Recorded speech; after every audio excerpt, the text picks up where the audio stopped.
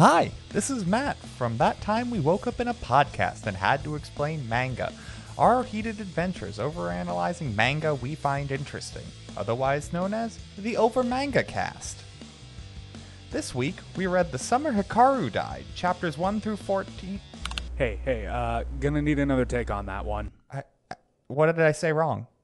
It's pronounced manga. Oh, it's manga? Oh, sorry about that. It won't happen again. You're a doppelganger, aren't you? No. You still have to record the episode. Aww. Enjoy the episode.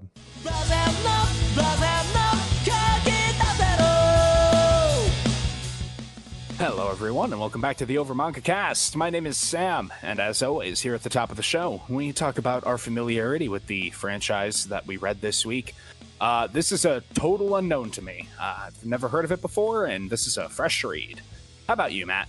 So I was interested in this when I saw the first volume released, so I picked that up and read it. I had not read any further beyond that, so everything beyond volume 1 was a fresh read for me. All right, and Jacob? Despite living on the side of a mountain in the middle of nowhere and thus identifying with the characters, I have never heard of this. All right, and Jay's a little under the weather this week, so she will not be joining us. Such a shame. I feel like she would really like this manga. This is surprisingly her very narrow niche, as we'll find out. Yep.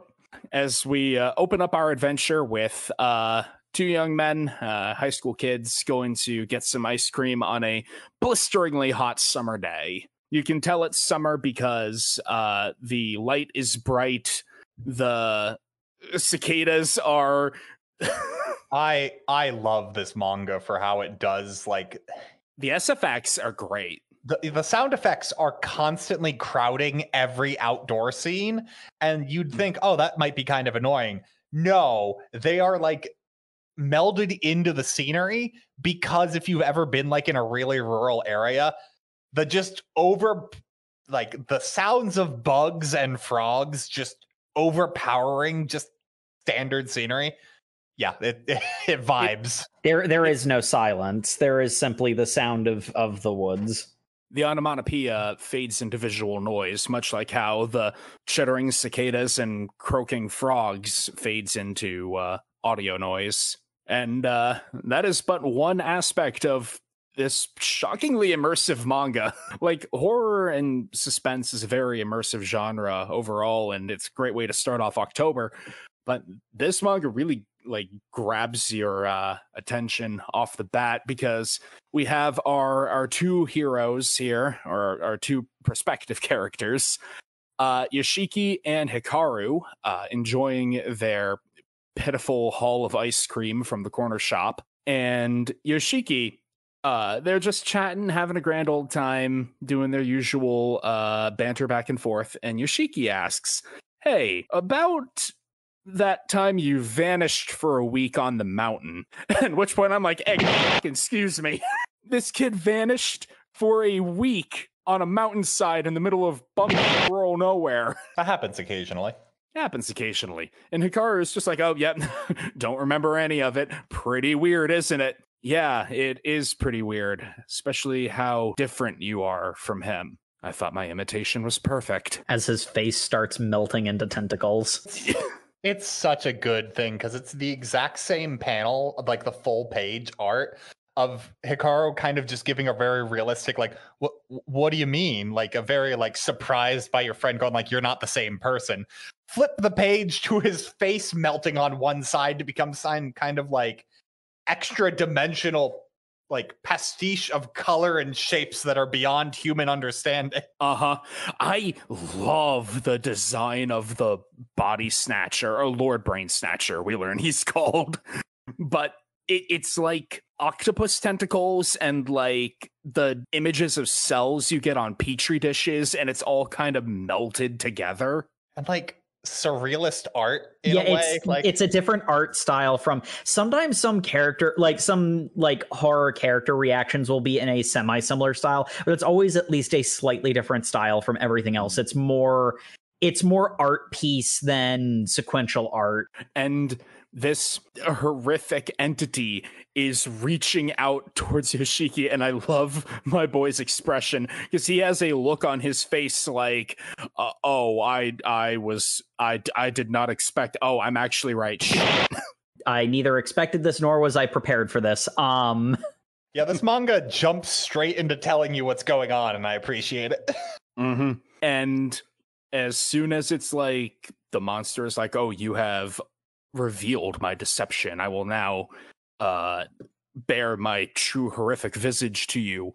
You expect Yoshiki to die, and clearly he expects it too, judging by the wide-eyed look of terror on his face. And then the not Hikaru hugs him, begging him to tell nobody because he just wants to live a normal life as a human, and he truly loves Yoshiki. And I wouldn't want to have to kill you, is what kind of brings the whole mood down on this, and I love it. Uh-huh. There's a look of resignation in Yoshiki's eye, which is, yeah, I get it. It's so weird, because it's like resignation, but then also kind of like hope and delusion, and like, Yoshiki is a very complicated individual, and it's very interesting. He absolutely has some severe darkness in his past that is hinted at and never really explained, but it feels genuine. And we get what is kind of the emotional crux of the manga going forward is after, the hug by the body snatcher, there is a panel of just blackness with white text saying, no matter what, Hikaru is already gone, so even if it's fake, I still want him to be with me. I just need him by my side. I get it's good to see you, Hikaru. Oh boy, what a way to start. Yeah, it's that's mainly the uncomfortable feeling you'll be feeling the entire time you're reading this is wow. That's a lot. My boy is really huffing that copium. Oh my, yeah. That is all Yoshiki does this entire manga is just huff copium. The next time we see him is he's waking up from a dream, remembering the last time he saw Hikaru alive, the real one, where he went to catch up with his friend at the hall in school, and is like, hey, do you want to hang out this weekend? Oh, I'm sorry, I can't. I'm heading up the mountain. What for? It's a secret. And he pulls a goofy expression. I'm just gonna go do creepy mountain stuff. Didn't your dad just die in the mountains? We haven't gotten to that part in the story. Nope. Nobody found a body. He just disappeared. But left his hat and shirt at home. The only hat and shirt he ever wore, according to the flashbacks. Yeah. Look, if you don't have a body, he's not dead. That's how it works. Yep. Mm-hmm. And it's here where we enter the first portion of our reading, which is Yoshiki desperately trying to cope with his feelings of immense grief. Because really what is crushing down on him now, we get it. It's kind of explained in a different angle a little later, but what we're getting right now is him fully coming to terms with the fact his friend is dead and is grieving while still going around and hanging out with that friend. Mm-hmm. Because the Hikaru that he's hanging out with does have his friend's memories and his friend's personality, but different. It's all artificial. This Hikaru hasn't experienced those things. It only remembers them. Yeah, and they kind of try and actually explain it a few times, but then they also make it very clear that there's just an inherent, kind of eldritch otherness to it. One example is they bring up the dragonflies from summer and the dragonflies from fall. They're summer darters and autumn darters. And I can't explain to you the difference between them. You just have to know. They look identical, but they're not the same thing. Do you get the metaphor? It's hilarious. It's kind of funny. Chapter 2 is all about exploring how not Hikaru is different from the genuine article, so to say. Can we talk about what the fuck is the movie they're watching in school? Yeah. Why are they watching that in school? They're watching a movie in school where a woman is being sexually assaulted. Well, domestically abused, I thought. It was him complaining about chores not being done. or something. So yeah, it's something like that. Why? I assumed they weren't watching a sexual abuse thing in school, but actually, you know what? That makes just as much sense. And apparently it's something they've seen so often. The rest of the class has fallen asleep in boredom. It's so weird. Like, meanwhile, not Hikaru is like crying because he's empathizing with the woman in the movie. We don't know that for sure. He might be empathizing with the man. He doesn't say. He doesn't say. I'm not sure how joking you are with that, Matt, because that kind of lines up with my read. But that's what all of chapter 2 is. It's Yoshiki and not Hikaru going about and doing daily life stuff, and not Hikaru reacting like, whoa, this is amazing. We've done this 1,000 times. Well, yeah, you and Hikaru did it 1,000 times, but it's all new to me, even if I remember it. And funnily enough, it made me think of our last Eden Zero reading. Okay. Well, because of the bit where it's like, well, technically we have a backup of Valkyrie, but even if we upload the backup to a new body, it's still not the same Valkyrie. Okay. Yeah, that makes sense then. I get where you're going with that. And oh boy, can't wait to get to the next Eden Zero. Because that theme keeps coming up, but in this there's a local cat. Big Brother Mincemeat. I like how this cat is being given the title of Aniki. Well, because he's the king of the streets. Mm-hmm. Also, I just love the fact when cats are drawn with really fat testicles. It's really funny. And we'll never not make that funny. I did not expect to see cat balls when I read this manga, but you know what? There's a lot of things I wasn't expecting reading this manga. The cat is so fat too. Like, it's just a lot of cat to love. He's a chunky boy, Mincemeat Aniki, but he does not like not Hikaru. And it seems like, oh, the cat with its enhanced animal senses can detect that this is an alien being. But funnily enough, we learn later that Mincemeat wasn't all that fond of original Hikaru either. They save that bit for later, but the idea of there's almost a little bit of a Ship of Theseus element to it of how many pieces do you need to remove before it stops being the thing. They never expressly name drop the Ship of Theseus, but it comes up a lot thematically. But yeah, the main takeaway from this entire thing is they keep going on all these adventures. Like, Hikaru is trying some food for the first time, and it's weird. And my read is Yoshiki is going through all of this because he just wants to spend time with his friend. Mm-hmm. But he's grinning and bearing the utterly bizarre and genuinely horrifying situation. And it really strikes me as Hikaru has completely moved on with the fact, oh, cool, he knows my secret. That means we can bond even closer. Whereas Yoshiki's like, I agreed to being okay with this in the moment, but every second I'm having to endure it further is making me realize how much I hate this. Mm-hmm. And it's this is a waking hell. And the way their emotions are just juxtaposed on top of each other, I love. And this is also where we start getting a lot of the imagery and story writing about how Yoshiki definitely has a lot of feelings for Hikaru that were not expressed when the man was alive. Yeah. They don't spend a lot of time beating around this bush, but what comes off as I really like my friend quickly becomes I really like my friend. He's gay. Good for them. Well, Yoshiki's gay. Definitely, yeah. Oh yeah, very. They keep writing around what it is that Hikaru took to his grave. No, they don't. It's pretty obvious what my boy's into. We'll get there when we get there, but we will get there. We have a moment that just had my particular, mystery solving brain churning a little bit at the end of chapter 2, where they're walking home. They have an encounter with a gross old lady who sees Hikaru and screams, "Ah, it's the Lord Brain Snatcher! Stay away!"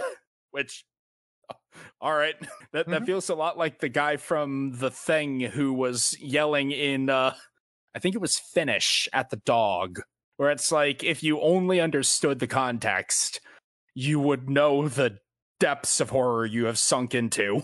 But not Hikaru feels the need to explain after Yoshiki's like, so Hikaru's really dead, isn't he? Yeah, he is. This body is warm and has a pulse, but he's long gone. If it makes you feel any better, I didn't kill him. He was already dying when I found him. And like, you know how that doesn't make it better, right, guy? Well, no, because it's an eldritch creature from beyond human imagining. Mm-hmm. Yeah, no, exactly. That's the point. That doesn't make it better. In some ways, that makes it worse. Because if you had killed and replaced Hikaru, that at least is a simple black and white, you're the monster and I can hate you situation. But Hikaru was already dying for unknown reasons. You found him while he was dying and then took over his body. And now you come up to me with all of his memories saying that you like me so damn much. That's more complicated. Yeah.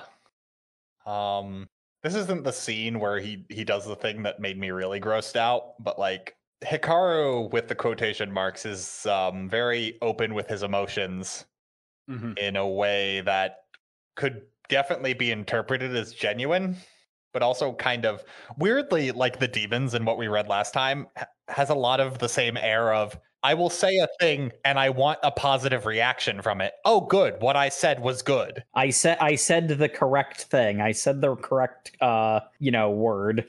I have won the speech check. Yeah. And as if the parting of the two boys didn't unsettle oneself enough, we end that chapter with the old woman crouched in her little hovel, huddled in fear. Is it a hovel or is it an apartment? Like, I think it's just a really dirty apartment. Yeah, it's a really dirty apartment. Yeah. I also thought the woman was homeless, so I was confused. But yeah, it's a really dirty, unkempt apartment, and a voice calling out her name is approaching the door, and it's speaking in the same Kansai dialect that Hikaru uses, but spoiler alert, this is a rural region and everybody has a Kansai dialect. Yeah. I like that. The translation is a little hard to read at times. It's a little shaky. They're all like they're on the set of a Western. It gets to that point at times. It depends on the scene, yeah.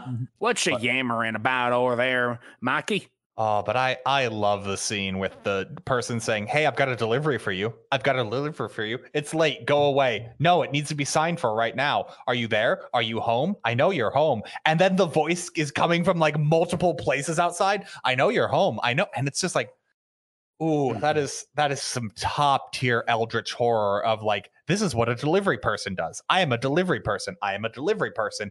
Sign for the package. Open up, open up, open up. And it's great use of comic like visual language by having the speech bubble like arrows coming from different directions that could be just like the same thing being repeated over and over.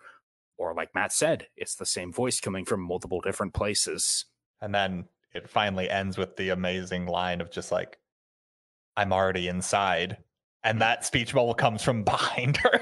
Yeah. I made the dire mistake of reading that at 1 a.m.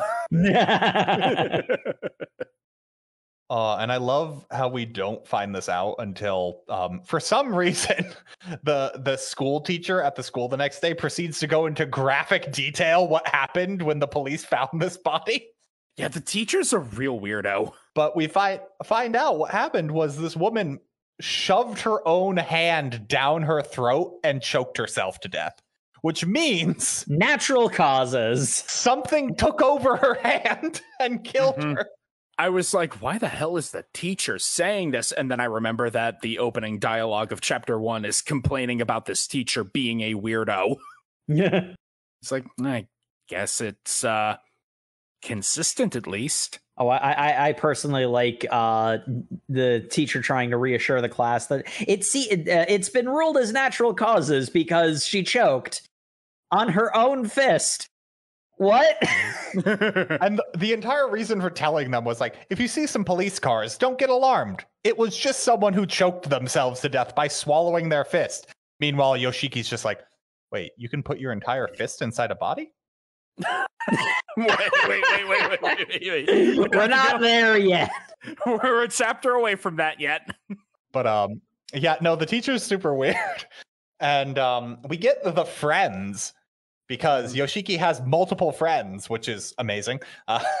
Antisocial goth boy number 572. He's got a shockingly tight circle of friends. I think they're mostly Hikaru's friends. Yeah. Is what I would assume. Probably. The whole deal is because they're from a small village, they go to a school that's kind of like an amalgamation of a bunch of different towns. And Hikaru and Yoshiki are the only two kids around his age group from the village.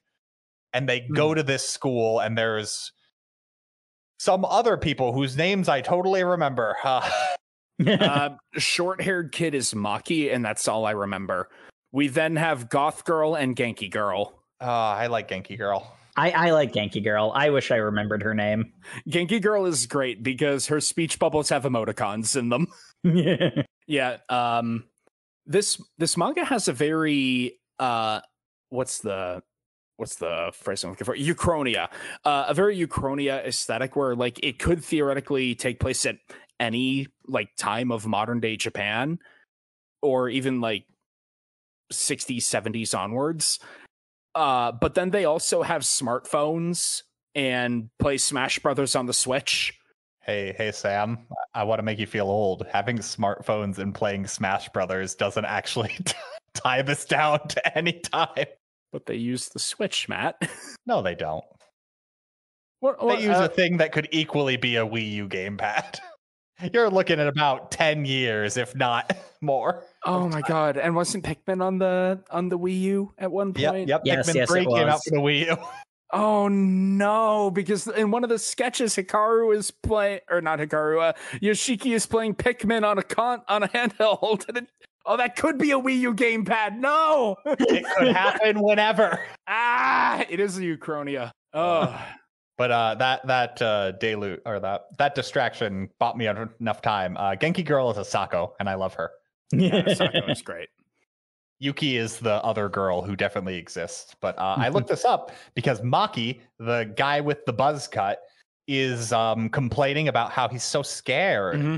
He's so scared because he can't go home. That because of the police presence due to the murder, they've gone and blocked off the tunnel that he usually takes to get home. So now he has to take the scary walk through the spooky woods. And come on, dude, just please walk with me. I promise I'm not scared. I just need somebody there so I can be brave. Bro, come on, bro, please. I don't think I will. No. What, you're saying you're too afraid to look into the forest? No, I'm explaining to you. My eyes literally can't look into the forest. They're directed onto the path ahead. I think we're saying the same thing. We're not. If you look into the forest, you die. And then the girls are like, whoa, that sounds so creepy. I'm totally in. Let's do it. And then Yoshiki is just like, whatever. But then Hikaru is just like, no, that sounds really interesting. I'm super involved in this plan, which creeps Yoshiki out. Mm-hmm. I want to go too. Come on. Do you have anything better to do, Yoshiki? I guess not. And here's where we get the first hints that Asa is a bit more sensitively attuned to these things, as we have a panel of her looking at Hikaru like something is up. Yeah, I actually forgot that was a thing, but there's a really it's really cleverly and quietly woven into the scene because the other girl mentions that that one. She mentions that Hikaru is awful with scary movies, and then they have a funny Yamcha explosion death pose reference. I wanted to point that out because it's funny, but like it is the Wilhelm scream of manga, as you said, Matt. He brushes it off, but like there's a reaction where Asaka specifically looks at Yoshiki first and sees that he just sort of like glumly accepts this, and that's when she starts like having like she starts sweating and gets Junji Ito swirls in her eyes. She either looks like a Junji Ito character or a Chainsaw Man character, depending on the close up. She looks like she'd murder Denji after making out with him. I mean, you're not most wrong. people would, but it's her friend. It's her friend who looks like she would bite out his tongue mid-kiss. But they go and reach the spooky forest trail, and they start making their way inside. And hey, it's when I've got friends here, it's just a forest trail. This isn't so bad. All right, gang, let's move on. Man, it sure is nice to be in the shade. It's been such a hot summer. Let's keep moving. And Yoshiki happens to glance to the side and sees, is that an art mistake? Why is there that? Is that a sound effect? Why is there that weirdly clear floating kanji in the shadows of the deep woods? Oh, weird. It's moving. It's moving. It's resolving into a face. Oh, it is a disturbingly long neck attached to a head with hair. White hair. I love the reaction panel of Yoshiki like freaked out about this, turning around, and then the background is completely gone, and it is just a pure white panel of Hikaru looking at Yoshiki going like, "You saw it? That's not good." Oh man. I guess you'll have to come with me then. And then the next panel, because it's still this like blank white void. I guess you'll have to just come with me then. Next panel, a close-up of Yoshiki and something behind him right over his shoulder. Mm-hmm. And he has a completely dead expression, like he's passed out on his feet. And there's a loud bang. Hikaru stumbles back like he got a bullet to the head. And then he just kind of straightens up like, oh, yep, got a nosebleed. I'm cool. Anyway, everyone good? We're all good. All right, let's move. Also, well, because the girls had already walked away at this point was really the main thing. And they dropped off Maki, I think his name was. Yeah, of course. Yeah. Maki. They dropped off Maki at where he needed to go on the other side of the tunnel. So it's really just the two boys in here. And God, the dialogue here is really what cemented my opinion on these characters was Hikaru going like, hey, I'm going to need you to only focus on me. Don't look off the road. Just look at me and only me, and don't look at anyone else ever. Don't look at anyone but me, only me, and everything will be just fine. What? That was really possessive. Uh-huh. And the entire time he's like grabbing Yoshiki's like shirt sleeve and dragging him along, like, come on, keep walking. What? We just gotta get out of here. Don't look. If they catch sight of one, tell me. And just keep looking at me. And I'll snort them up like a line of blow. That's not a joke, by the way. That's actually what the bang was. Mm-hmm. Yeah, because Hikaru can grab the other yokai demon thing and crumpled it up and shoved it inside of himself to eat it, I guess. I think it's pretty clear at this point they're evil spirits. So I think yokai is a good enough term. We get it confirmed a little bit later that that's probably what Hikaru is as well. Mm-hmm. So he's some sort of yokai or evil spirit, or I guess technically we shouldn't be judgmental. He is some kind of spirit that does very evil sounding things. No, he's definitely the color out of space. He is, but he's also not an alien, I guess is where I'm coming with this. Yeah. I don't know. I got a lot of Old Gods of Appalachia vibes from this. It's like rural, isolated, mountainous region, weird demons in the woods, very gay. Old Gods of Appalachia. It's very tied to the location. But now that harrowing experience is over, we have chapter 4. I love the opening of this chapter because it shows the two boys in the storage closet of the gym in what appears to be a makeout scene. Yeah. And I'm like, they're probably just framing this so it's not as sexual as it seems. And that's technically true. And then quickly becomes not true. No, because like Yoshiki is like sitting on some folded up platforms. Hikaru is standing right in front of him, unbuttoning his shirt. They're both silhouetted against the light of the window, and I'm just like, okay. I mean, yeah, because it's leading up to the stereotype that like hooking up in the gym closet is kind of like a makeout point in Japanese fiction. Like it's an isolated area where you can be horny teenagers. Like, are they middle schoolers? I think. Oh, I want to say that sounds right. I think they're high schoolers, but I could be wrong. I'm not sure because I don't remember if Yoshiki's sister is older or younger. All I know is that she's not. All I know is that Yoshiki's sister isn't going to high school, and it's like a source of shame for the family. One of many that's implied. I'm pretty sure she's younger. Okay, I'm just gonna say this right now. I looked it up. Yoshiki is 17, so he's in high school, which makes sense because I now remember one of the flashbacks was him worried about where he was going to go to college. Yeah. But it looks like we're about to get real yaoi in here. There's a lot of boys' love going on. And then we smash cut to Hikaru getting face shot by a volleyball. So you're like, very funny. And I was just like, okay, so was that like a fantasy he was having? Because at this point, Yoshiki is very gay for Hikaru. Oh my god, so much. And this was we had the flash forward, and now we're back to the present of the story with Hikaru getting a ball hard to the face, which conveniently shouldn't be that big of a deal because by the end of the next scene he has 2 in his face. It's a dumb joke. Also, the one who spiked the volleyball into Hikaru's face was Asa, and she's soup sorry, man. I love Asako because she is ranked 2nd in height among the friend group, but 1st in arm wrestling strength. yeah, she powerful. And low-key, I don't know if she did that to like see if it bleeds or if it was a genuine accident. It kind of depends on what happens immediately subsequent to our reading, but we didn't read that, so we may never know. We may never know.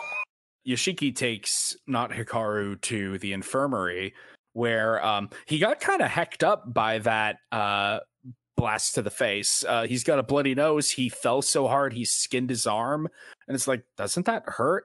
I mean, I guess technically, but I don't really feel pain. Oh. He can turn the pain and the healing on and off.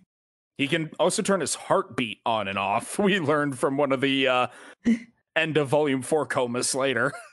Yeah, I like the thing about how he could heal those wounds whenever he wants. He just has to think about healing them, and sometimes he forgets they're there.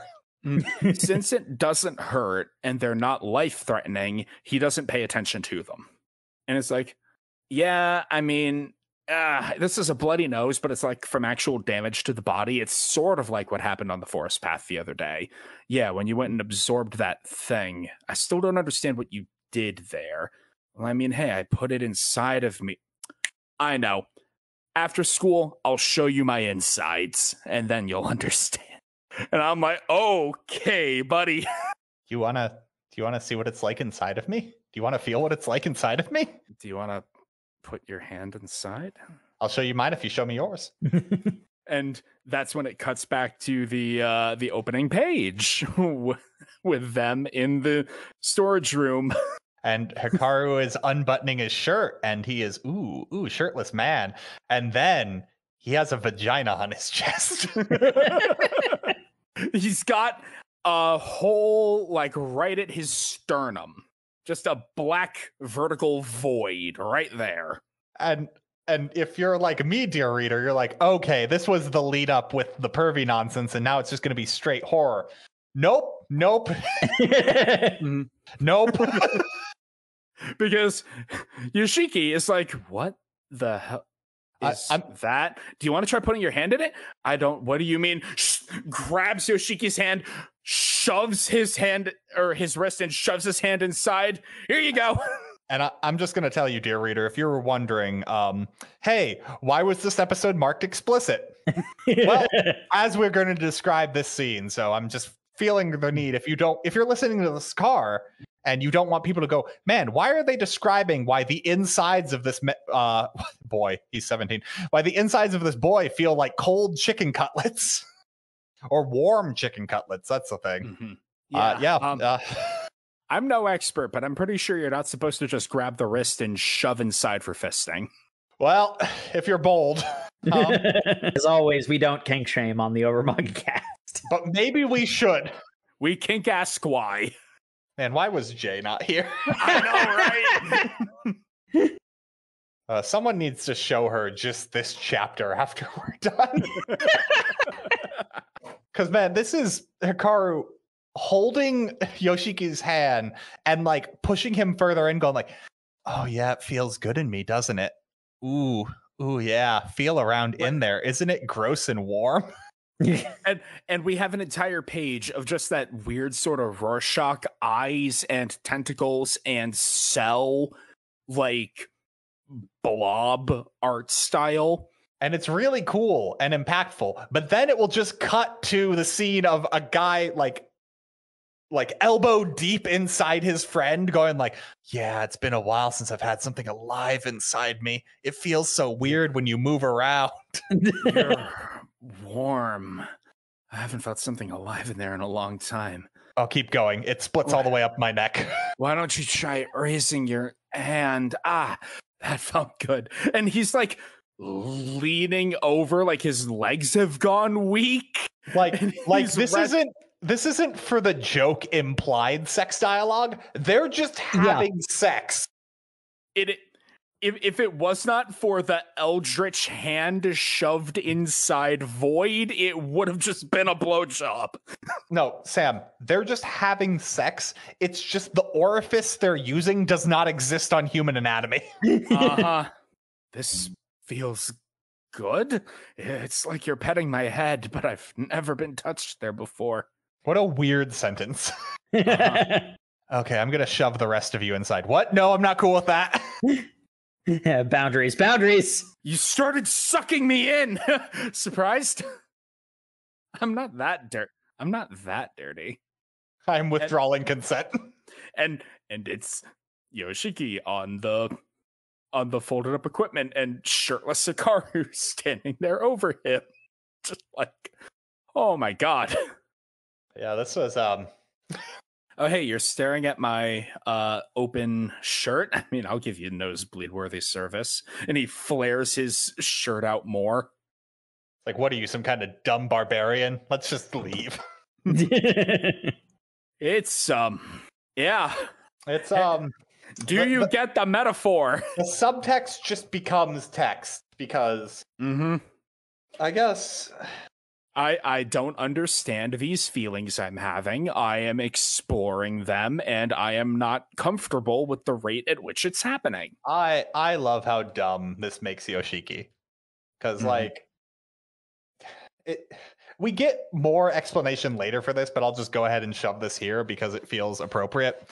The main juxtaposition and reason why Yoshiki sees something off about Hikaru is that the Hikaru he's talking to with the quotation marks, the body snatcher, is way more open with his emotions in such a way that seems that his feelings are reciprocated. When we get flashback Hikaru, that is a boy who seems disgusted by the very idea of male affection. Like, one of the flashbacks is, yo, when you move to Tokyo, you're going to have your own apartment. I'm going to come over there and take so many hits in your bathroom. I'm going to take a hit in your bathroom every single time I'm there. And then when you get a girlfriend, she's going to be like, ew, why is your friend taking so many hits in our bathroom? And I'm just going to be like, yeah, that's my friend. And then Yoshiki's only response to that is like, why do you think I'd have a girlfriend? You're always weird when we talk about girls, man. And like, the whole thing that causes Yoshiki to go like, that's not my Hikaru, is because he's just like, yeah, that was a guy who hugged me and told me he loved me. That's not Hikaru. Hikaru wouldn't return my homosexual affections for him. Hikaru wouldn't tell me to fist him. And it's just like, yeah, buddy, you're being manipulated by someone who's playing into your sexual fantasies because they want something from you. Like, it's really sad. Like in one read, one read that like immediately came to my mind as I was going through this was the Hikaru being dead is a metaphor for suddenly something has changed in Hikaru's personal life, and he is reciprocating Yoshiki's feelings in a way Yoshiki isn't used to. And so it seems like Hikaru is an entirely different person. The guy he knew was dead, and now this new guy is more affectionate with the same face, and that's good, but that's also bad. Mm-hmm. And like that's one read. That's the one that immediately came to my mind. Your read, Matt, is also very valid because we are given so many opportunities to see not Hikaru as this amoral alien entity, again, like the demons from Freyren. I don't know. My main takeaway is I love the juxtaposition of Yoshiki very seriously going like, it's weird. Hikaru and the doppelganger are very similar. In fact, some could say they're identical, but there is just something different about them that I don't really know how to put a finger on it. Meanwhile, it's the gay. Meanwhile, flashback Hikaru was just like, yo, boy, you want to go crush some puss? I love fucking ladies. It's so cool. Meanwhile, current Hikaru, yeah, I'll do whatever you want, Yoshiki. I'll be your plaything. Please do me. Do me like one of your French boys. And I'm like, I wonder what the difference is. I wonder what the difference is. I'll have tender man-on-man sensual moments with you. Now put your arm inside me so I can absorb you. Oh yeah, and I guess since we're talking about like these different interpretations, my read of this situation mostly centers around the idea of Yoshiki is in a literal abusive relationship with a personification of grief. Mm-hmm. Mm-hmm. He's being manipulated because like there are cases where not Hikaru oversteps his bounds and then guilt trips Yoshiki into thinking he's the one who transgressed. You're the one who wanted this, right? What do you mean? You're pulling away. Like it is basically said out loud multiple times that this, alien not Hikaru is a representation of Yoshiki's grief. Like he diegetically recognizes that is something that is true. Mm-hmm. Also, but like that is also the metacontextual narrative. Is scene also where he gets the like Hikaru kind of lashes out and like grips him a little too hard, or does that happen? That doesn't happen quite yet. We'll get there. Yeah, we have a bit more of Yoshiki's kind of like desperate attempt at a daily life. Mm-hmm. As these emotions are weighing down on him. We have the most relatable scene in the entire manga, which is Yoshiki goes to the supermarket, somebody recognizes him, he does not know who they are, and they start talking about his family, and he just kind of tunes out. And I'm like, feels so seen. Hey, I know you. I don't know you. Oh, you know my family. Okay. I worked in a grocery store in a small town. The amount of people who came up to me and said, "Hey, Sam, how's your dad doing?" Who are you? Oh, I'm your dad's cousin. You are? Okay. And I would not say that aloud, but it showed very much on my face, kind of like Yoshiki. Oh. Yoshiki just blue screening. This is also the big grocery store in the next town over, is the fun part. Mm-hmm. Because his little sister has eclectic taste and wanted some like garlic paste or something. It's something weird old men like, apparently. Spicy wasabi, I think it was. Yeah. For a young girl, she likes better food a lot. Yeah, I want to know what's up with his little sister, because she's been built up a lot. I feel like she has an entire other manga's worth of drama going on. Yeah, we don't actually go much into Yoshiki's home life, but we get a lot of bits and pieces that it's probably not all guns and roses. Mm-hmm. Wait, hold on. Or perhaps too many guns and not enough roses. Yeah, it's not all sunshine and rainbows. What was I talking about? Nah, not all guns and roses. That is the new sunshine and rainbows. I love it. Welcome to the jungle. When they go to America later in the manga, it will make more sense then. But we get introduced to the only other named character in the official character list, the wiki, Kurebayashi, which is a housewife who is it implied she moved his bike, or his bike was moved for some reason? Something about his bike happened that gave him pause, which allowed this random housewife to come over and grab his arm and be like, I understand what is happening to you. You cannot allow that thing to continue to stay near you. You are in danger. You have to stop. Who are you? Here, take my I can smell it on you. Did you fist a ghost? Did you fist a ghost? Do you have the gay on you, boy? Well, she's not worried about the gay. She is very... I know. She's very much don't have sex with ghosts, as we find out that's something she might have experience with. I mean, she basically says it out loud. I make several jokes in the outline calling her homophobic, but like she's clearly not concerned about the same sex situation. She's concerned about the manipulative eldritch entities. I do like the metaphor that she's like, I can smell the gay on you, boy. Good art has multiple readings. I really don't like the idea, though, that we're gonna like vilify the one person trying to get Yoshiki out of this abusive relationship. You are entirely right in that. She desperately is trying to save this kid. Yeah, because when she finds out. She finds out the full circumstance and she's surprised but doesn't particularly care. Yeah, she basically gives him her contact information. It's like, hey, if you do any weird ghost shit, let me know. And he's just like, yeah, whatever, weird lady. I'm going to go feed my ghost boyfriend some watermelon.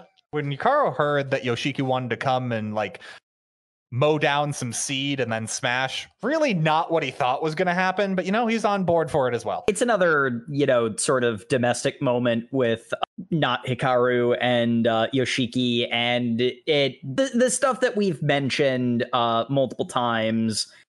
They have some homoerotic tension in here, which would be a lot more impactful if the last chapter wasn't him fisting him. Ooh, what are you doing, watching me with my shirt off while I lay down asleep? I've been inside you. It's kind of hard to go back to the sexual tension of like the panels, clearly from Yoshiki's perspective, focusing on his neck, his exposed stomach, his feet. And I love the fact that we're seeing his vision and he consciously skips over the groin. It goes like, ooh, face, neck, feet, looking at his feet. Definitely not thinking about looking at his dick at all. He's wearing boxers too, so I just like how Yoshiki is in a very generic outfit, t-shirts, shorts, baseball cap, and Hikaru calls him out for like, you look like a pro tag from a Pokemon game. Yeah. You look like red. But yeah, this chapter is literally he brought over some watermelon. Hikaru's mom is a character who definitely exists. Mm-hmm. She's like an adult in the Peanuts, always off screen. Like, she gets talked about a lot, too. Apparently, like, Hikaru's dad and her had, like, a falling out a bit, and, like... And then he vanished. Yeah. Surprising. Mm-hmm. Little did you know, this is actually a murder podcast. We tricked you. Why did Hikaru's mom murder his dad? If that was the revelation that the series is building up to... honestly, that would be the least surprising thing the manga's done up to this point. I'm not gonna lie. I want to know what's up with Hikaru's mom, because you would think if anyone would notice something weird with her son, it'd be her. But counterpoint, apparently the only difference between fake Hikaru and real Hikaru is how gay real Hikaru or fake Hikaru is now. So maybe mom doesn't notice. Oh no, that means Asuko's homophobic. No. Oh, that docks character points. Okay, back in reality land. Yeah, there's also some level of implication that there may have been parental neglect, possibly. The reason I get that impression is that there's the way that they talk about it. Hikaru's parents are too busy fighting each other to be parents in Hikaru's life. Mhm. So them missing details about Hikaru that the Eldritch Abomination doesn't get quite right, I buy that, at least as far as they've been presented thus far. I really liked this chapter a lot because this is Yoshiki reaching his breaking point of, can I really stomach to continue acting like everything is normal? Like me coming over on a summer day with a snack to share with my friend. That's so normal, but this isn't my friend. This is a monster. A monster I've had shockingly intimate contact with. I was about to say, it's also the weird juxtaposition of this is a friend you've just hooked up with, and now just trying to hang out with them is weird. Uh-huh. Like, and I love the panel of Hikaru, or not Hikaru, Yoshiki, and the speech bubbles are his conflicting thoughts, and instead of the normal like speech bubble arrows, they're hands grabbing onto his shoulders and back and dragging him down. You can see the hands like creating indents in his shirt, stopping him from moving forward. How can you be so carefree? He's already dead? You know that. How can you just act like nothing's wrong? You're the only one who knows. And that's when he caves and texts the random housewife who accosted him outside the supermarket. And then, in incredibly healthy behavior, Hikaru's mom specifically asks Yoshiki to help her with something. I think it's because she wanted him to. She wanted Yoshiki to take something to his mom. Oh, right. So he heads into the kitchen for a second, leaves his phone on the table, and then Hikaru, being a completely not abusive boyfriend, proceeds to immediately go through Yoshiki's phone the second it has a notification. Mm-hmm. Huh, what's this name I don't recognize texting him? It's more so, how dare anyone text him who isn't me? Mm-hmm. Yoshiki goes to meet with the housewife. They go to America. They go to America. They go to the American diner. I love it. I love how bless her heart, Kurebayashi-san is genuinely trying to help this kid, but also, I never get to come here. Let me get the big parfait. Oh my god. Yeah, She keeps trying to bring levity into the situation, and it's not working because Yoshiki is a sad boy when he is not in a relationship with an Eldritch Abomination. I mean, that's taken the place of his dead friend. It also has the problem that I don't know if anyone's been in this situation before, but it's when you decide you've got to meet someone to have a very serious conversation, and you decide, okay, we'll go meet over a meal at a restaurant, forgetting the fact the conversation you have is going to sour anything you order at that because it takes time for your food to get there. So that's when you're going to talk about the serious. And then what happens is they have a very serious conversation that's very souring. And then it's punctuated comedically with the jumbo American sundae at the end. Just here it is.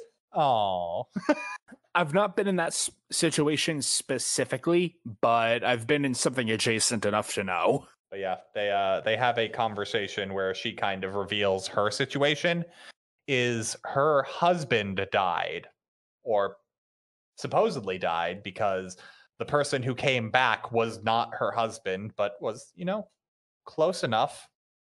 Mm-hmm. And she was fine with maintaining that illusion for the sake of the kids.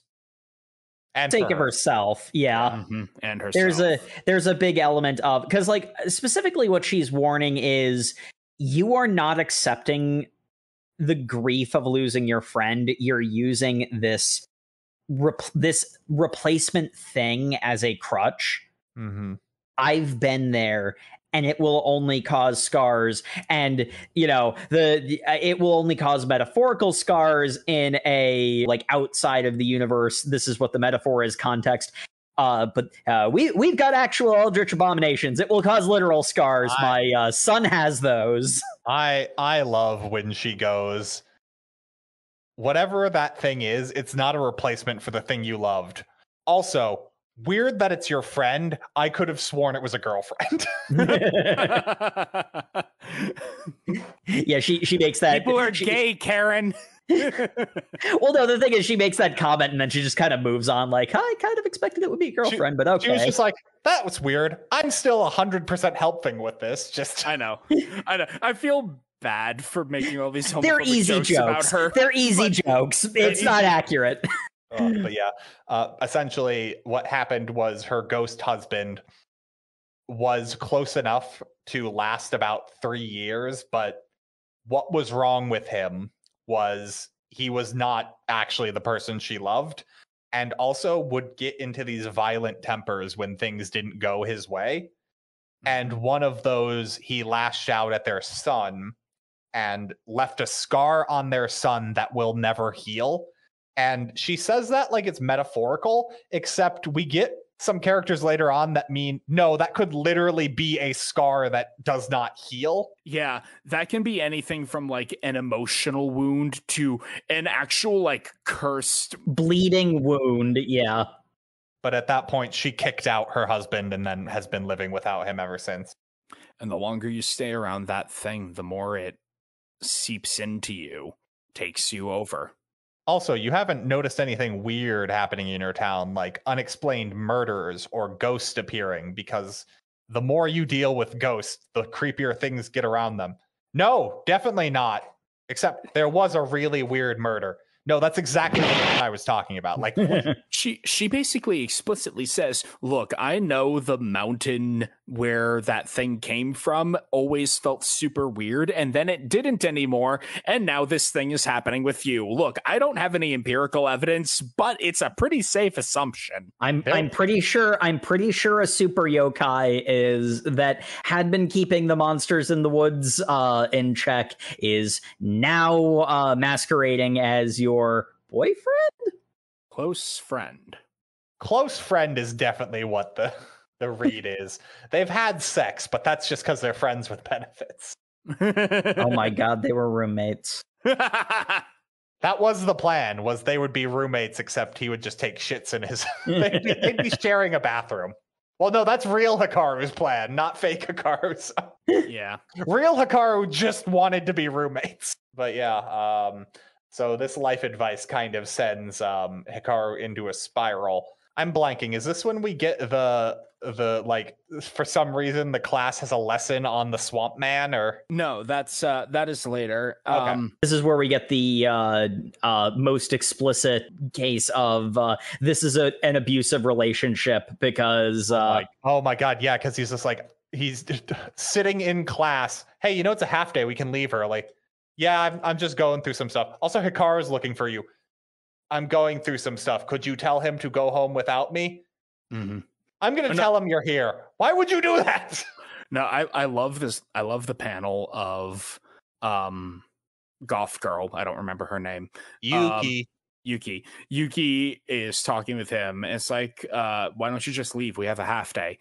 And Yoshiki's like, I forgot something. I'll go home once I find it. And he's just placidly sitting at his desk. Yeah. This could not be more of a cry for help if he actually screamed the word help. Hey, do you want me to go get your friend Hikaru? That he always cheers you up. Do not get him. No matter what. Tell him to leave. Like, holy shit. Mm-hmm. Oh, a situation made entirely of red flags. And I love the depiction of like grief and hopelessness as like Yoshiki puts his head on the desk and the panel of his line art melting through the desk into the speech bubble of Hikaru, of not Hikaru showing up. Hey, buddy. Looks like you've been avoiding me. That's cool. We're the best friends. Didn't you know it's a half day? Let's vamoose. You can go watch me eat watermelon. You always like that. Just go on ahead of me. I'll leave when I'm ready. Oh, what, are you in a sour mood? What if I make funny faces? It's not very effective. Yep, it's not. Look, man, I'm just saying, like, that always worked when the real Hikaru did it, and you loved that guy, and now I'm willing to let you bone me. So really, just win-win. And that's when, like, it's obviously more subtle than, but not much. Is Not the by It's slightly much. more subtle, yeah. Matt has hit the point on the head, and that's when Yoshiki slaps Not Hikaru's hand away.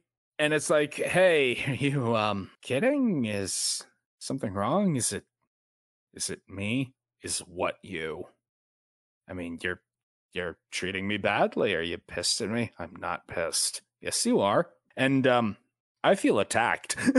Yeah. The fight kind of escalates from there, with Yoshiki desperately trying harder and harder to emotionally isolate himself, and Hikaru getting more and more angry.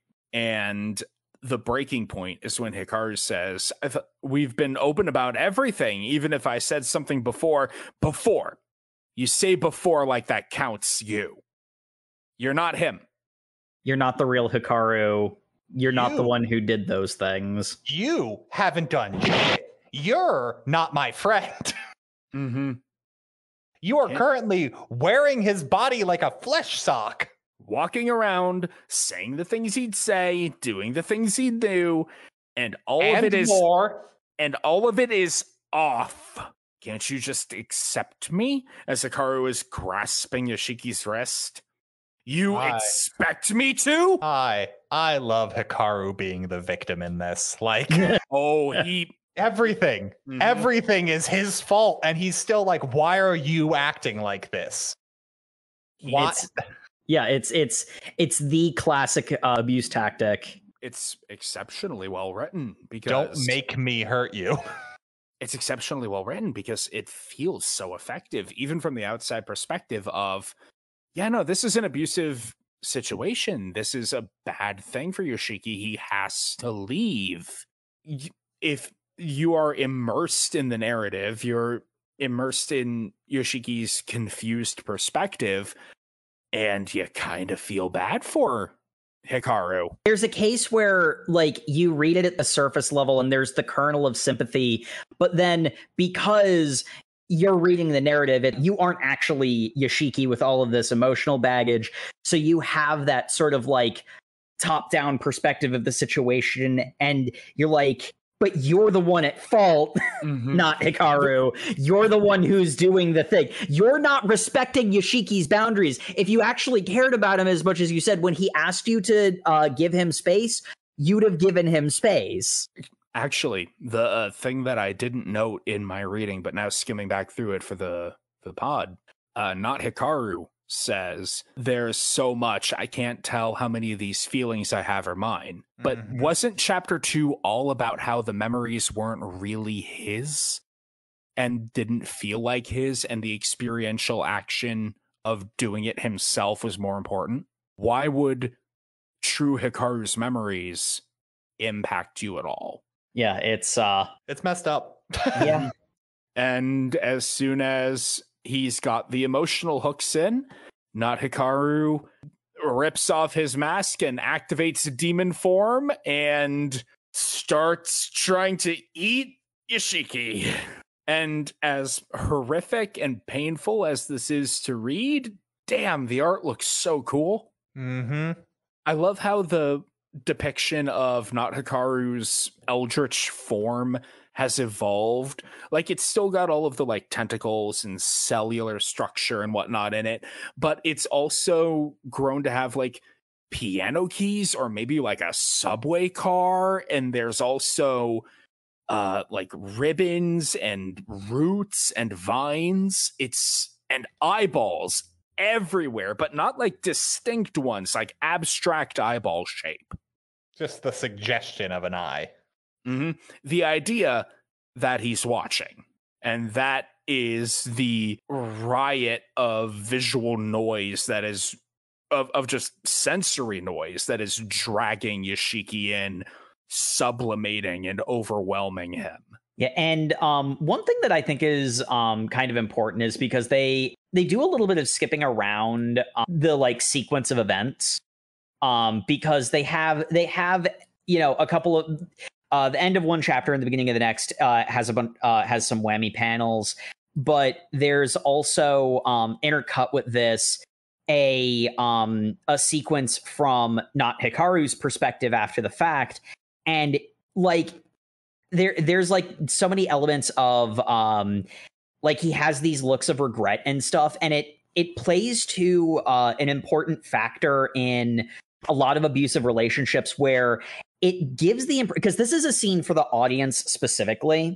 This isn't something that is done towards any individual character, so this is presumably not Hikaru's real, like, authentic self in these scenes. And he seems to genuinely buy his own lie, which is something that's true of a lot of abusive relationships. There are a lot of abusers out there who just don't understand what they're doing is awful.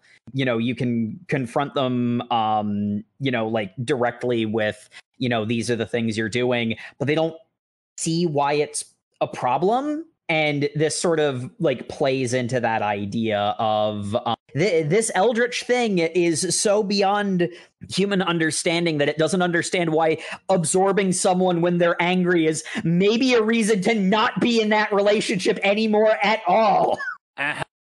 I just love how like it also ends on Yoshiki about to be absorbed. And that's like the break, because then when we come back to it, it kind of flashes back to the scene. So that's kind of like thing. I just love how the volume ends with a bonus chapter about Yoshiki needing to cut his bangs but not liking to because Hikaru cut his bangs when they were kids one time and it made him sad. So Hikaru bought him some cute girls, like elementary school girl hair clips. And it's just this cute story about like, he got me hair clips. So I clipped it on the back of his head and he didn't know. And I'm going to try wearing the hair clip. And then his sister just goes, you look ridiculous. I want it. That sounds like a lot to handle. No. BetterHelp. BetterHelp will associate you. Man's bungled my cut, and now I gotta look like this. Fire my barber, man. Like, but yeah, that's a lot of emotion to unpack. So, how about we all take a break, and we'll do that over the break, and then come back to more emotional drama. Okay, cool. Excellent. I could certainly use some water. BRB. We'll be back after this, folks.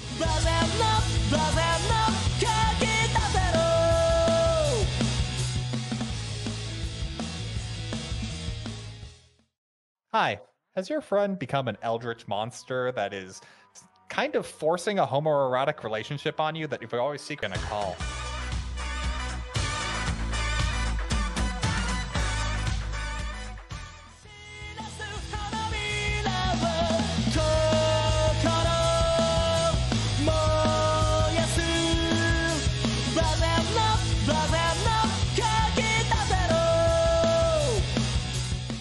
And welcome back to the show, folks, where last we left our poor unfortunate souls. Yoshiki was being consumed by the metaphor, which is most of his existence at this point, honestly.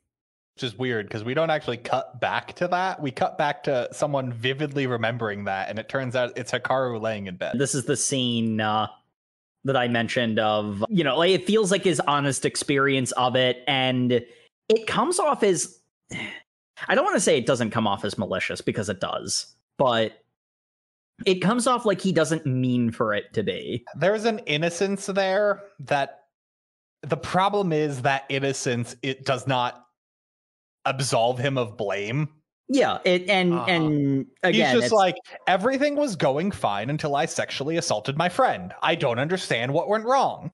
It's one of the, you know, there are a lot of different ways abusive relationships can happen and maintain. And, you know, this is one of those ones where the abuser doesn't really understand what they're doing. It doesn't make their actions okay. They're still abusing someone, but it makes dealing with them that much harder. It's okay. Yoshiki's going to apologize and make everything better. Yay. I hate the wide gamut of emotions this entire arc made me feel. I feel the need to point out, I don't think the manga did anything wrong by this. The story is trying to elicit all these various emotions. I'm just like, personally. Because we have the flashback of not Hikaru seeing the notification on the phone and Yoshiki trying to brush it off. And Hikaru, or not Hikaru, walking home from an errand and seeing that Yoshiki's bike is missing from his house, and remembering the weird notification on the phone and his hostile actions after the fisting session. And you think he's going around fisting other girls? And I love the paneling here, because it is like, it's got the pervasive onomatopoeia of the cicadas throughout this entire section, and then as Hikaru is getting more and more into his own spiral, it zooms in on his eyes, and the onomatopoeia of the cicadas becomes the overwhelming thing, and it devolves into him having a nightmare of Yoshiki rejecting him in some way that is very interesting, because it's Yoshiki saying, "I don't need you anymore," scribbled out text like you. And then Hikaru wakes up crying, or not Hikaru wakes up crying. And after all of that, the flashback ends and goes back to the classroom, where Yoshiki has been pushed down to the floor by the overwhelming presence of the Eldritch Abomination, absorbing his mortal coil and soul. They're still in the flashback. There were just multiple levels to the flashback. Yeah. Because that's Hikaru. They're both looking back on it, because like this chapter technically starts after it's been like a day plus, and they're both reacting to what happened in different ways. Well, yeah, because Hikaru is kind of just looking at himself in the mirror, going like, "Oh man, I guess I think I screwed up somehow. I don't understand why. I look identical to Hikaru. Why would he think I'm gross?" Because he's remembering when he was like going inside him and he hit his brain, and then he was getting these feelings from Yoshiki of that this is disgusting. It's disgusting, but it feels good, but I hate you. And it, oh my, the fucking metaphor is not a metaphor right here. This is extremely literal.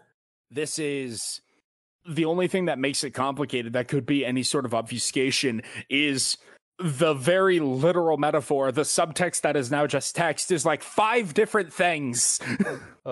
Also, some plot bit, apparently when they were brain melding against Yoshiki's wishes, memory shot forward, which is like feudal Japan era, with a woman carrying a head of a human head, I suppose.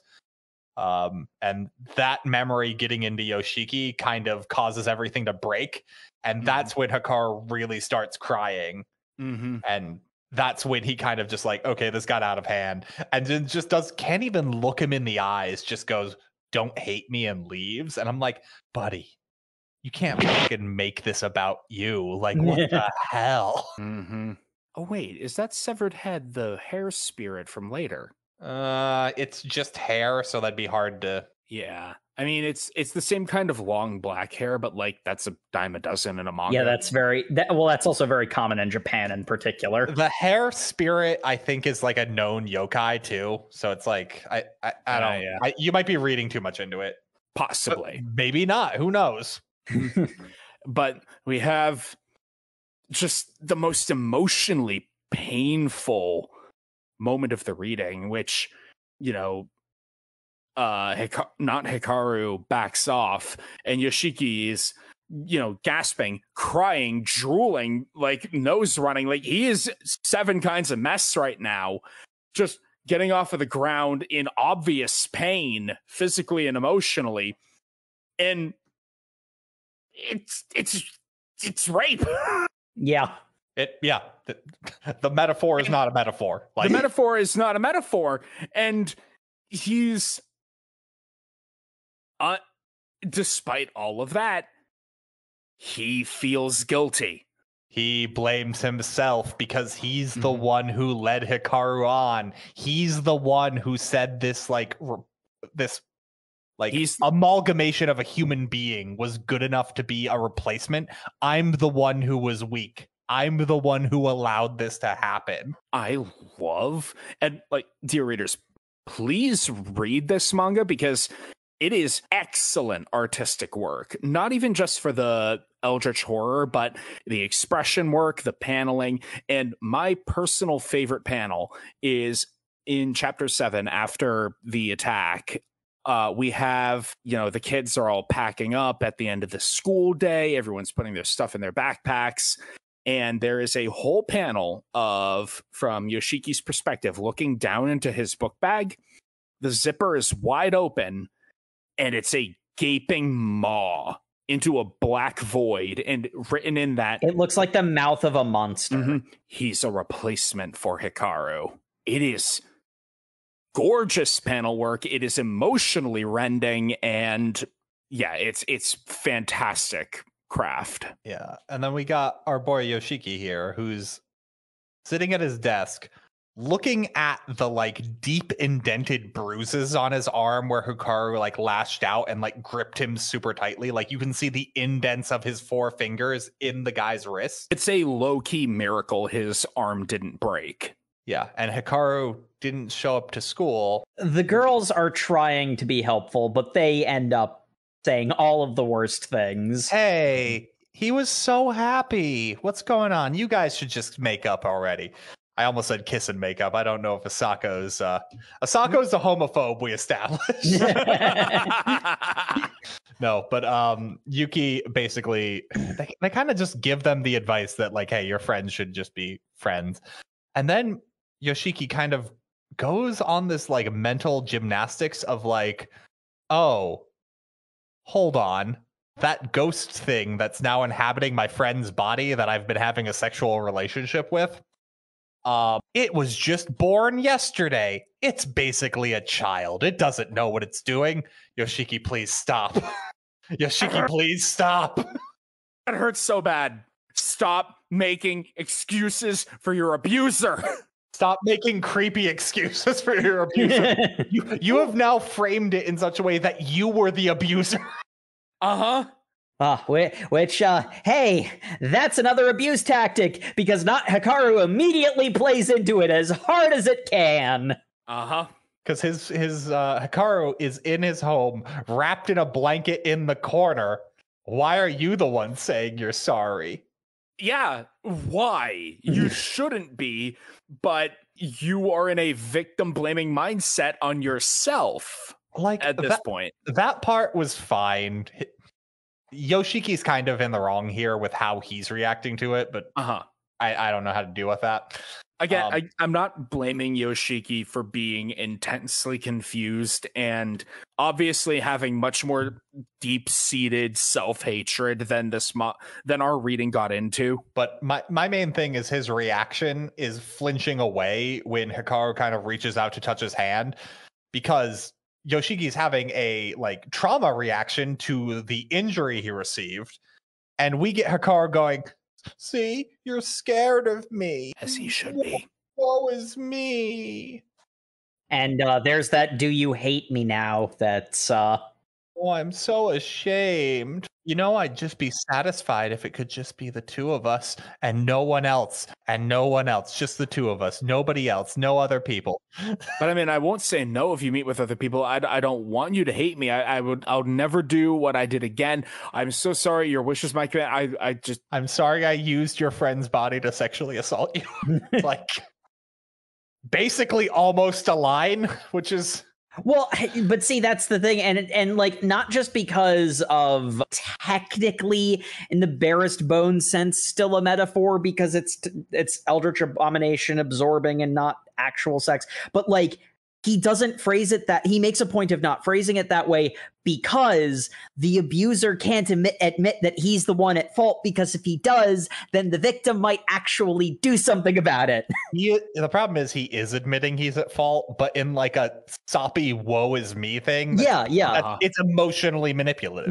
It's talked around not just because there is technically a metaphor involved, but it's talked around because even if this was not a supernatural series and everything was just literally happening, it would still be phrased that way because it absolves the abuser of guilt in their own mind and hopefully in the mind of their victim so that they can keep doing it. Moving away from the actual real world example here, and more back to the predator and prey thing that kind of is an undercurrent here. We get the scene where it's like, he's dangerous, I know he is, and then we get the scene of Hikaru's head, which is currently in Yoshiki's lap, that's just crying in such a gross way. It's just this dude's head in his lap covered in fluids. And this is what Yoshiki goes like, oh, look at that little face. How can I be mad at that little face? You should be. That's not my friend. That's just a little sex monster. He's just a little guy. Are you really going to have beef with a silly little guy like him on his birthday? He's a little birthday boy. He then has a flashback of Kurabayashi basically going, don't fuck monsters. Don't fuck monsters. And he's just like, she probably didn't know. What's the danger? He's just a little guy. Don't fuck monsters. Do not teratophilia. Not now. Don't do it. You're just lonely, aren't you? Ooh, yeah, lonely. I could use some company. Lonely. Wait, lonely. Hold on. No, yes, I'm lonely. Yep, that's what I'm feeling. I'm just a little guy who needs some company. Well, I've forgiven everything, and now we're moving on. I guess I've been lonely all along. I guess the thing you said is what ends this. I guess the thing you've said is what ends this conflict. I have said the words that make the fight end. Saying mother made you not kill me, didn't it? I guess it's a magic word. We really got to stop referencing other episodes. Why not? Go listen to the Freerun episode. It's good. Actually, yes, go listen to Freerun. Not right now, though. Keep listening to this, because, man, they do talk about this cat for a while. They sure do talk about that cat and show that cat's balls. It's funny. It is funny. Again, I hate the emotions that this manga is making me feel, because again, getting immersed into the narrative and in the headspace of the protagonist, I, Sam, intellectually understand that this is an abusive relationship with an evil alien entity that should be opposed. And yet, by the end of these 2 chapters, I'm like, well, he's just a silly little guy. He's just a little guy. And when the ominous old man council calls in the monster hunter, I'm like, oh no. Oh, they do set it up so that you feel bad that the little guy's just being hurt. Yeah. So we do have like an entire chapter dedicated to trying to humanize not Hikaru by having him play with the cat and go to the summer festival. I do love them going to the summer festival, and it's like, oh hey, where can we get some snow cones? Oh, we have to go past the Torii Gate into the shrine grounds. Oh yeah, just past the Torii Gate. You know what? I have to take a piss. You guys go on ahead of me. As not Hikaru walks away from the Torii Gate, and his hand is starting to mutate into the weird alien entity like a barrier. I've been repulsed. What a pain in the ass. It's like, why couldn't you go past the sacred gate into the protected grounds? I wonder. Yeah. They also brought Yoshiki to the fireworks festival, or the fire festival. Or Yoshiki's little sister. Yeah, they also brought Yoshiki. Yoshiki did, in fact, bring himself. He didn't want to. Yeah, and the little sister mainly just gets it said that there's a whole thing about why doesn't that little girl go to school? She must have a terrible mother, is what the onlookers say. And there's a weird scene where the takoyaki vendor just gives them free takoyaki, which I'm kind of reading as he felt bad for them, but they aren't aware of it. Maybe there's something going on with his little sister that speaks to some kind of trauma about why she's not going to school. But also, is the takoyaki vendor part of the ominous old man council? No, he just has a cross. Okay, yeah, he's just he's wearing a cross, so he's Christian. It's pointed out later that this region was a particular refuge for Christians during the Edo period, because as an isolated mountainous region, it was difficult for the feudal lords to get in there and do the oppressing. Yeah, but more importantly, once they go get the frozen ice, Yoshiki's sister goes to beg mom for more money, but more importantly, the boys get to go eat ice cream by themselves, or not frozen ice, shaved ice. Yeah. Shaved ice, snow cones. And we have another one of their favorite metaphors that keeps coming up about how I'm sure both of you know the like urban legend that like all snow cone flavors are really just sugar, and it's the colors. It's the food dye, yeah. Makes you think they're different flavors, which sounds true. There's definitely not enough flavoring in there for it to really matter. And hey, ship of Theseus. But like the whole thing is this is Hikaru going, hey, do you think the only reason you think I'm not Hikaru is because you know the difference? No one else can tell it. So it's just because you know that you're just thinking you're thinking the flavors taste different because they're different colors. But if you closed your eyes, they'd taste exactly the same. And I'd taste exactly the same. Let's make out. And the paneling is like they're facing each other, they're sitting close, they're kind of both leaning in. It's the classic they're about to make out, you know, paneling for like a teen romance. But then he kind of is like, it gets kind of like hot and heavy, and then he remembers the crying face, and he's just like, nope, little kid. And I'm like, okay, Yoshiki, I guess this is progress. I don't really know where you're going, bud. But the main thing is that he kind of goes like, well, here's the thing.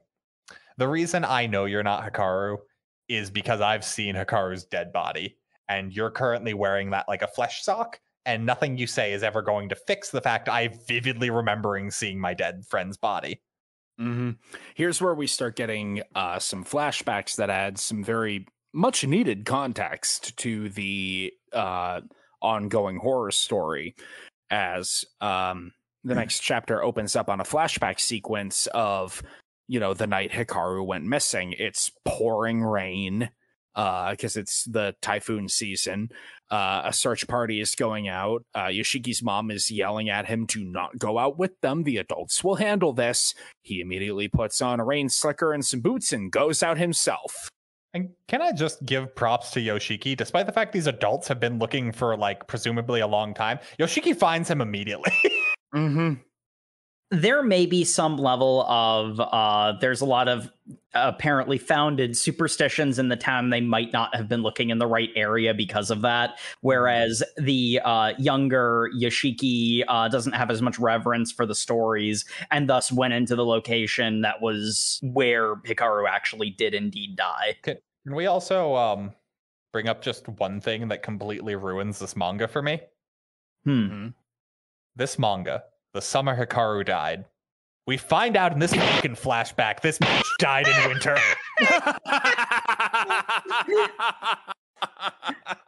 Okay. The point is that, like, it's the summer of Yoshiki dealing with the body snatcher, but I know what you're getting at. But he, like, sees his friend's cold, dead body in the forest and goes... unbreathing like a stone. Yeah. And goes, well, I'm going to pass out for 2 weeks. He apparently wandered home, then passed out, then went in a coma. Tracks. This is the most anime nonsense right here. This is the most B horror movie nonsense. And when I woke up, my friend was in the hospital. Not dead. And then presumably a lot of time of them just kind of hanging out happened until Yoshiki's just like, all right, no, I can't take it anymore. You're not him. And then we got to the start of the manga. Yeah, and then we cut to the end of Yoshiki telling Hikaru this story. And he's just like, man, that's heavy. You've just been dealing that for like 6 months? Jeez. Thanks for telling me. Why do you think I've lost so much sleep? And Yoshiki has another flashback thinking about how much he misses Hikaru, of the two of them hanging out at the river, Yoshiki talking about how he wants to leave this town. He wants to go to the city because it sucks living in the boonies. It's stifling. It's a shoebox that he's just going to suffocate in. Also, he's suffocating because there is currently some drama going on in town that one of the heirs to something, it doesn't really matter. A prominent local family. One rich kid is sick, and by sick, they mean gay. And my boy Hikaru, because the real Hikaru just goes like, wait, you mean one of them LGBTs? Phonetically spelled. Ooh, I don't know what to do with that unless it's on a sandwich. with a blank look on his face because he does not understand. Now, if you were talking about having sex with women, I'd be completely interested. What's the difference between the two Hikarus?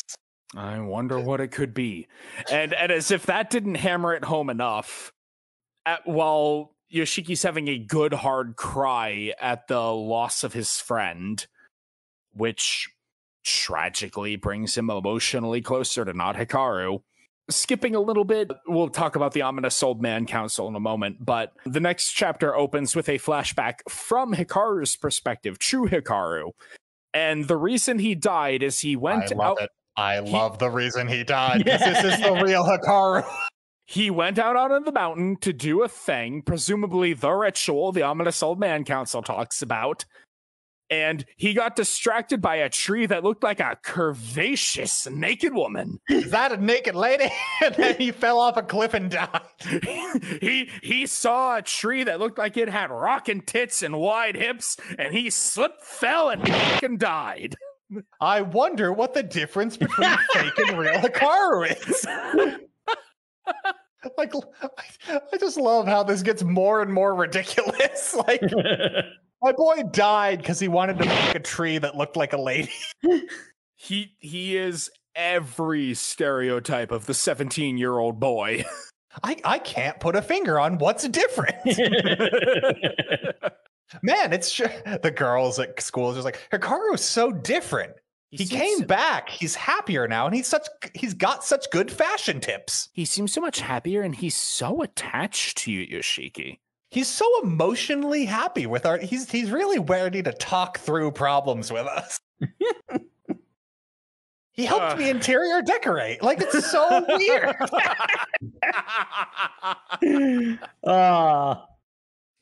And then we get cooking class just to really hammer. Well, to be fair, Hikaru's terrible at cooking. So. Yeah. Either version of him, apparently. But the main point about that flashback is actually kind of important, though. Yeah, we have the ominous old man council, which is one big angry guy, one jolly drunk guy, and Master Roshi in the glasses here, ready to go to the golf club. And also a guy I thought was Hikaru until he gets revealed later as just another dude with white hair. I thought he was Hikaru's dad. Yeah, but he is just another dude. Uh-huh. But Master Roshi going to the golf club. Tetsu Mikasa. He appears to be the most put together and the leader of them, talking about how the ritual has not been carried out. So the thing on the mountain has managed to break free. We should contact Tanaka. And while he's sitting there, cross-armed, serious-faced, Gendo Ikari, like, shining glasses. Other guy is just drinking sake, having a great nihilistic time, and Big Angry Man is just coming up with an excuse to yell at anything. but yeah, that's what they call him, Molder. Because that's what Tanaka is. He's Molder. But the one thing I wanted to talk about is with the flashback with Hikaru. The real Hikaru is while he's dying from trying to bone that dryad. I got distracted by a curvy tree. I am honestly amazed. How could I go out this stupid? It's like the mangaka is just like, hold on, I don't want anyone to think that real Hikaru was gay. That's an important distinction here. Real Hikaru is like, I went out so dumb chasing wood pussy. Yep. But as he's dying, he's basically like going like, oh, shit, I messed up. I'm not going to be able to finish the job. Oh, mom's going to be sad about this because she just lost dad. And more importantly, I'm leaving Yoshiki without a friend. And that sucks. He's going to be alone. I don't want to leave you all alone. You don't have anyone else, and you're kind of like a loser. And I'm like, you have more friends at school, but I guess whatever. And we get the scene of the entity kind of looming over him, and it's just like, is he dying? And that's why things are distorting? No, it's this eldritch abomination is above him. Mm-hmm.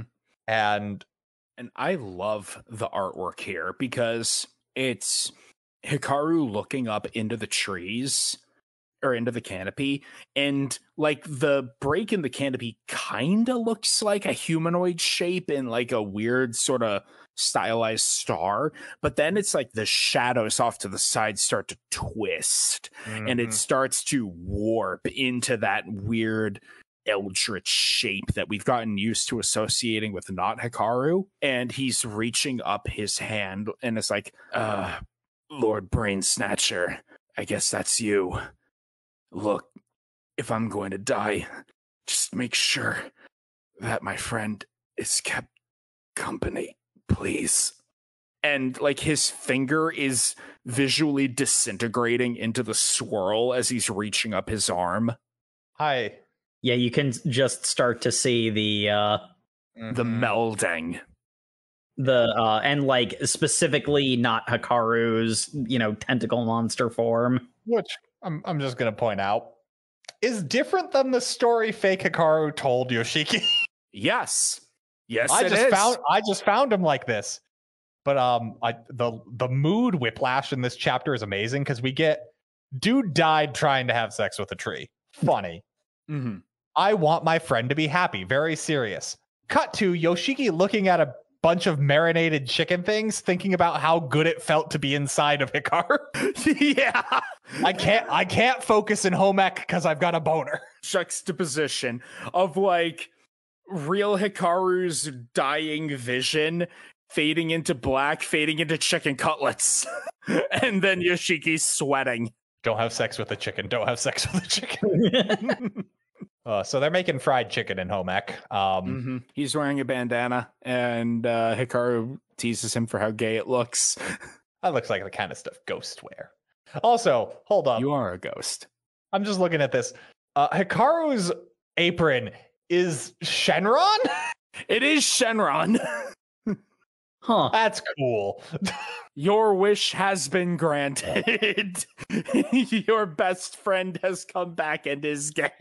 Oh my god, I'd completely forgotten that it wasn't just subtext, it became actual text. Because Hikaru goes like, hey, why were you zoning out looking at that raw chicken earlier? And Yoshiki just has to go like, because it was reminding me what it felt like to be inside of you.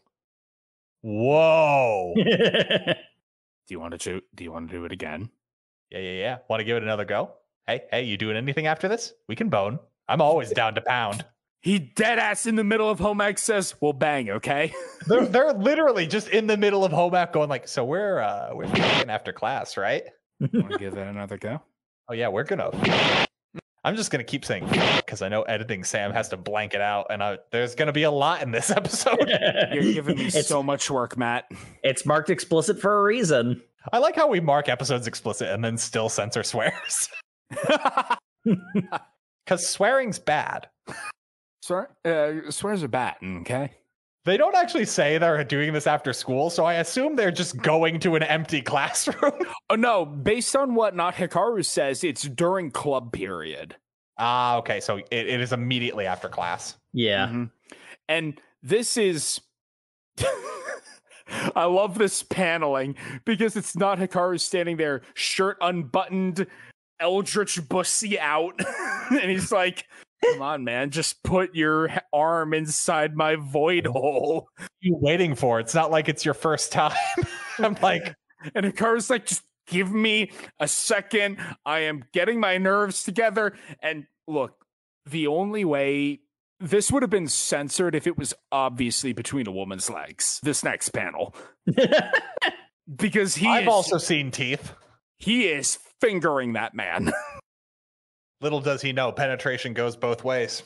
Yeah, because we have the extremely heart-wrenching like panel of Yoshiki's expression, which is like, it's weird, but it's more tolerable than before. So you're getting warmed up. Well, then how about we try this? As the eldritch corruption starts to slide up his arm. What's going into me? Stop it! Stop it! And he's just like, oh no, this is awful and terrifying, but why does it feel so good? Like, Oh, and it reaches in and touches into his brain, and that really sets off the trauma flashback. And Yoshiki just goes, "Nope, nope, get off. No, this is done." And you know what? To his credit, fake Hikaru does stop. It's almost like this entity is using your genuine desires to then corrupt them as a means of controlling you. Though I do think also this is another example of this thing is so alien it doesn't realize what it's doing is as awful as it is. It very easily could be a matter of it's just that good at hiding it, but because we had that other scene of not Hikaru seeming to not be guilty about it, but like realize he did something wrong. Like the fact that he pulls back as immediately as he does, like he's not trying to be an abusive, horrible monster. He just is one. With that unpleasant and unsatisfying sex session done with, Yoshiki goes home to more fried chicken. This is a weird sense of humor. Like this manga has a weird sense of humor where like it creates a sort of roller coaster of emotions where you can't like really fully process the awful that just happened because there's a legitimately funny joke that immediately follows it. Fried chicken of all things. God damn it, now I've got a boner. It's interesting because it's been a while since the initial attack, and he thought the bruises on his arm had faded, but now, after the next fisting session, they're back. And Do you get the metaphor? And then we get a flashback to Kobayashi. And we apparently had an entire section of plot-relevant dialogue that wasn't in what we read, but is now appearing here. Because that's how exposition works. Yeah. She's basically reconfirming, like, the more you deal with the supernatural, the more you become part of their world, and they are other because we are incompatible. You will become marked for life the more... Look, I know the ghost sex is great, but you can't. You can't. It will destroy you. The ghost pussy is not worth it. It's incredibly mind-blowingly amazing. I will not keep saying this in America the Diner. just the idea that this conversation is happening in the middle of a diner. This 45-year-old woman in the diner is talking about how good the ghost sex with her dead husband was to this 17-year-old boy. It's really funny to me. Yeah. Just like, don't have this conversation in a diner. But hey, if that wasn't uncomfortable enough for you, let's have Yoshiki's little sister getting attacked by a demon in the shower. Can we also talk about how weird it is that Yoshiki's little sister decides she wants to go take a bath while dinner is clearly like not even half over? Like, there is still food on everyone's plates, and she's just like, well, time to go take a bath. Hey, Mom, Big Bro is eyeing the chicken sexually. Is the bathwater ready? Hey, Yoshiki's got a boner. I want to leave this table. God, you're right. That makes so much sense. She's just like, this is really awkward. I'm going to go take a bath. Unfortunately, the bath is haunted by hair. Yeah, it's actually just like a pretty standard horror scene of like this like long wet-haired monster kind of like chases her out, and then the shower door has like hair slapping against it. I thought the hair traps in my place were bad. Yeah, it's a classic yokai nonsense. And then a weird cut to the friends at an arcade. And I'm like, that's weird. And then the bonus, I'm pretty sure it's one of the bonus chapters. No, because at the arcade they start talking about how weird it is. Oh no, you're right. Yeah, it's just a weird like chapter transition to them at an arcade, and they're like getting and then they talk about like, yeah, no, there was a ghost in my bathroom. Indeed, and Hikaru's like, a ghost in your bathroom? I'm the only supernatural entity allowed in your life. I'm gonna go ghost busting. Yeah, well, because the implication is what happened is the sister cried out for help. They went in to go make sure everything was okay, and once there were 3 people in the bathroom, the ghost was like, not dealing with that. Hikaru assesses, yep, there's definitely a ghost in here. I'm gonna go fix that. And strange noises from bathroom. Yoshiki makes the understandable stupid decision to go in. Well, he goes in because Hikaru is like, don't worry, I'll protect you. Oh God, no, help! Ah! In a desperate fight with a monster, I'm now in the bath and getting soaking wet in my outfit. Well, because it looks like the ghost has possessed him and is then trying to drown Hikaru's body in the bathtub. Mm-hmm. And in a weird kind of Inception scene, Yoshiki tries to grab Hikaru out of the bath, but then kind of goes inside the possession. And we get some dream nonsense where giant brains are acting like the people in Yoshiki's life. And also Yoshiki's own thoughts in some cases. And they are saying all of his various insecurities in a panel that slowly crowds him with speech bubbles of self-doubt. And like, he then finds a young Hikaru who's talking to him about how we should have fed the sick bird, but the bird died because it was sick. And he's just like, well, you got to just accept that when it's a living thing, it's going to die at some point. And Hikaru going like, nuh-uh, I don't have to accept it from you. And he's like, you little brat. Oh, wait, hold on. That's me.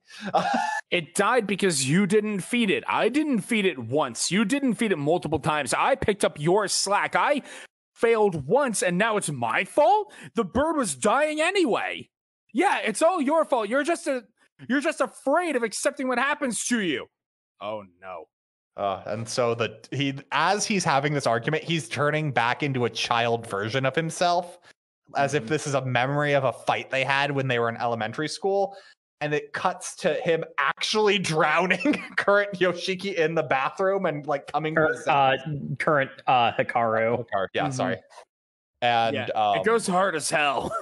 And then we actually do cut to Mulder leaving a hamster in the woods. I guess he's got a canary in the coal mine is my interpretation of that. And if the animal freaks out, it means something spooky is around. Yeah, then he meets the group of creepy old men and whatever. The hamster has thus far been okay. So maybe that's good at least. We also get a weird scene where the girls accidentally wound up in an underground arm wrestling competition because Asako is the #1 arm wrestler. Mm-hmm. And mainly this is where we get the main thing that Asako is she has some ESP because Yuki was going to walk home a certain way and she goes, stay away from that railroad crossing. We're going to go a different way. You're weird, but okay. And then we just see the railroad crossing like ominously. The railroad crossing ominously, and the onomatopoeia devolves from da-dunk, da-dunk, cha-chunk, cha-chunk, cha-chunk, the sound of an approaching train into it's coming, it's coming, it's coming, it's coming, it's coming, it's coming. Well, better drown out that creepy noise with some headphones. And walk in the other direction. Putting my AirPods in. And she steps in a puddle, and that splash then transition into Hikaru gasping for air underwater. Back to the fight between the boys. Hold on, I'm not possessed. I don't know if I can believe you. No, it's like Yoshiki very seriously possessed. And this is so fucked up. Possessed Yoshiki bites Hikaru's arm. Hikaru activates tentacle form and shoves himself into Yoshiki's mouth, kicking out the hair demon, ending the possession. And the hair demon leaves because it knows it's been outclassed. Yeah, leaving 2 high school boys sitting in the tub. Soaking wet. Less than 5 feet apart because they are gay. Soaking wet. Bite marks everywhere. Oh, it's not a metaphor. It's not a metaphor. And I love this because it cuts to the railroad crossing with the ka-clang, ka-clang, ka-clang, ka-clang of the train coming, and it shows the hair demon rising out of the crossbars at the railway crossing. A splat, and then I'm not entirely sure of the paneling here, but it sort of implies that Housewife San kicked the demon's ass. So I don't know if Kobayashi killed the demon or just luckily enough it chose to show up when the train came by.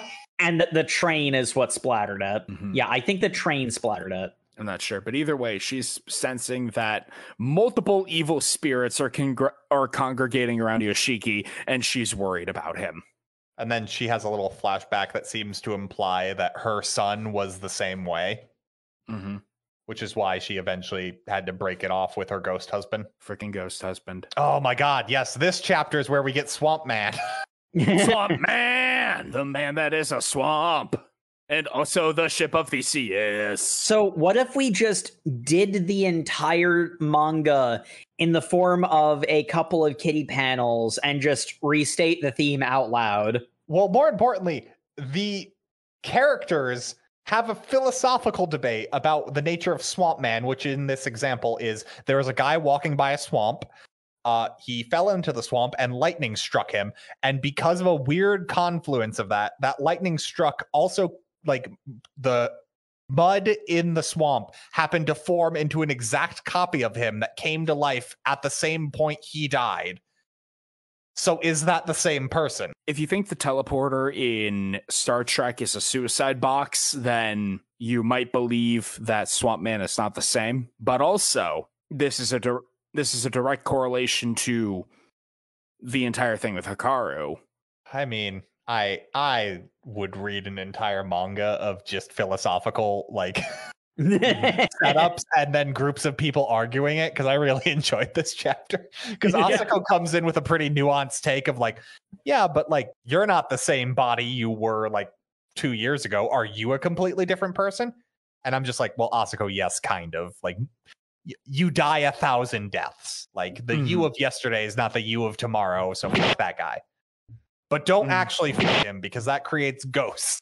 That creates eldritch tentacle stuff, and it's uncomfortable. But it becomes this question of like, at what point do we consider the continuation of consciousness to be the continuation of the same self? Or is the break point of one thing dying and another thing being born, but an exact copy, is that actually a break point? And the thing that's unique about it in this context, the thing that's unique about Not Hikaru is that Not Hikaru has a distinctive breakpoint. There is original Hikaru, saw a sexy tree, slipped, fell, and died, and then new Hikaru took over with all the memories. New Hikaru is aware that he was a separate being that took over with all the memories. Swamp Man, based on the postulated problem in the textbook, does not know that. Yeah. Well, even more so, the big difference is before Not Hikaru was Not Hikaru, he was a completely different thing that already existed. And like I'm pretty sure this is intentional. The reason why the metaphor doesn't line up perfectly is Swamp Mud isn't a conscious entity that was Lord Brain Snatcher beforehand. It's creating a false equivalence with justifying seeing this new Hikaru as the same Hikaru because the memories are the same. But this is a thing that already existed using the memories of a different person to act like them. That's different. So I know discussion's normally at the end, but I'm just kind of actually curious about this. Ignoring Hikaru, because Hikaru, as we've established, weird, creepy nonsense otherwise. Where do you two fall on Swamp Man? Is that the same person, or? So, Matt, when you fall asleep every night, is that the death of a distinct Matt? Yes. Okay. There is a break in consciousness there, is there not? There is. I have no proof that that's the same me. All right, then we are of the same opinion. As you live, you die 1,000 deaths. I have a bit of a cogito ergo sum sort of perspective on the matter. I see there as being continuity mostly because I perceive continuity. I only have my own perspective to go on. And if I were to be presented with information that challenged that, that would make me seriously consider how valid that continuity is, but I'm going to operate under the assumption that I'm me, even with breaks of consciousness, because that's just kind of how I move forward. So you're saying if you turned around and saw your dead body drowning in the swamp, you'd be like, well, that would create a discontinuity, but because I perceive a level of continuity between, days, basically. So that's still the same me to me, but it's only because that's the information that I have access to. Which is easily faked. Yes, which is indeed easily faked.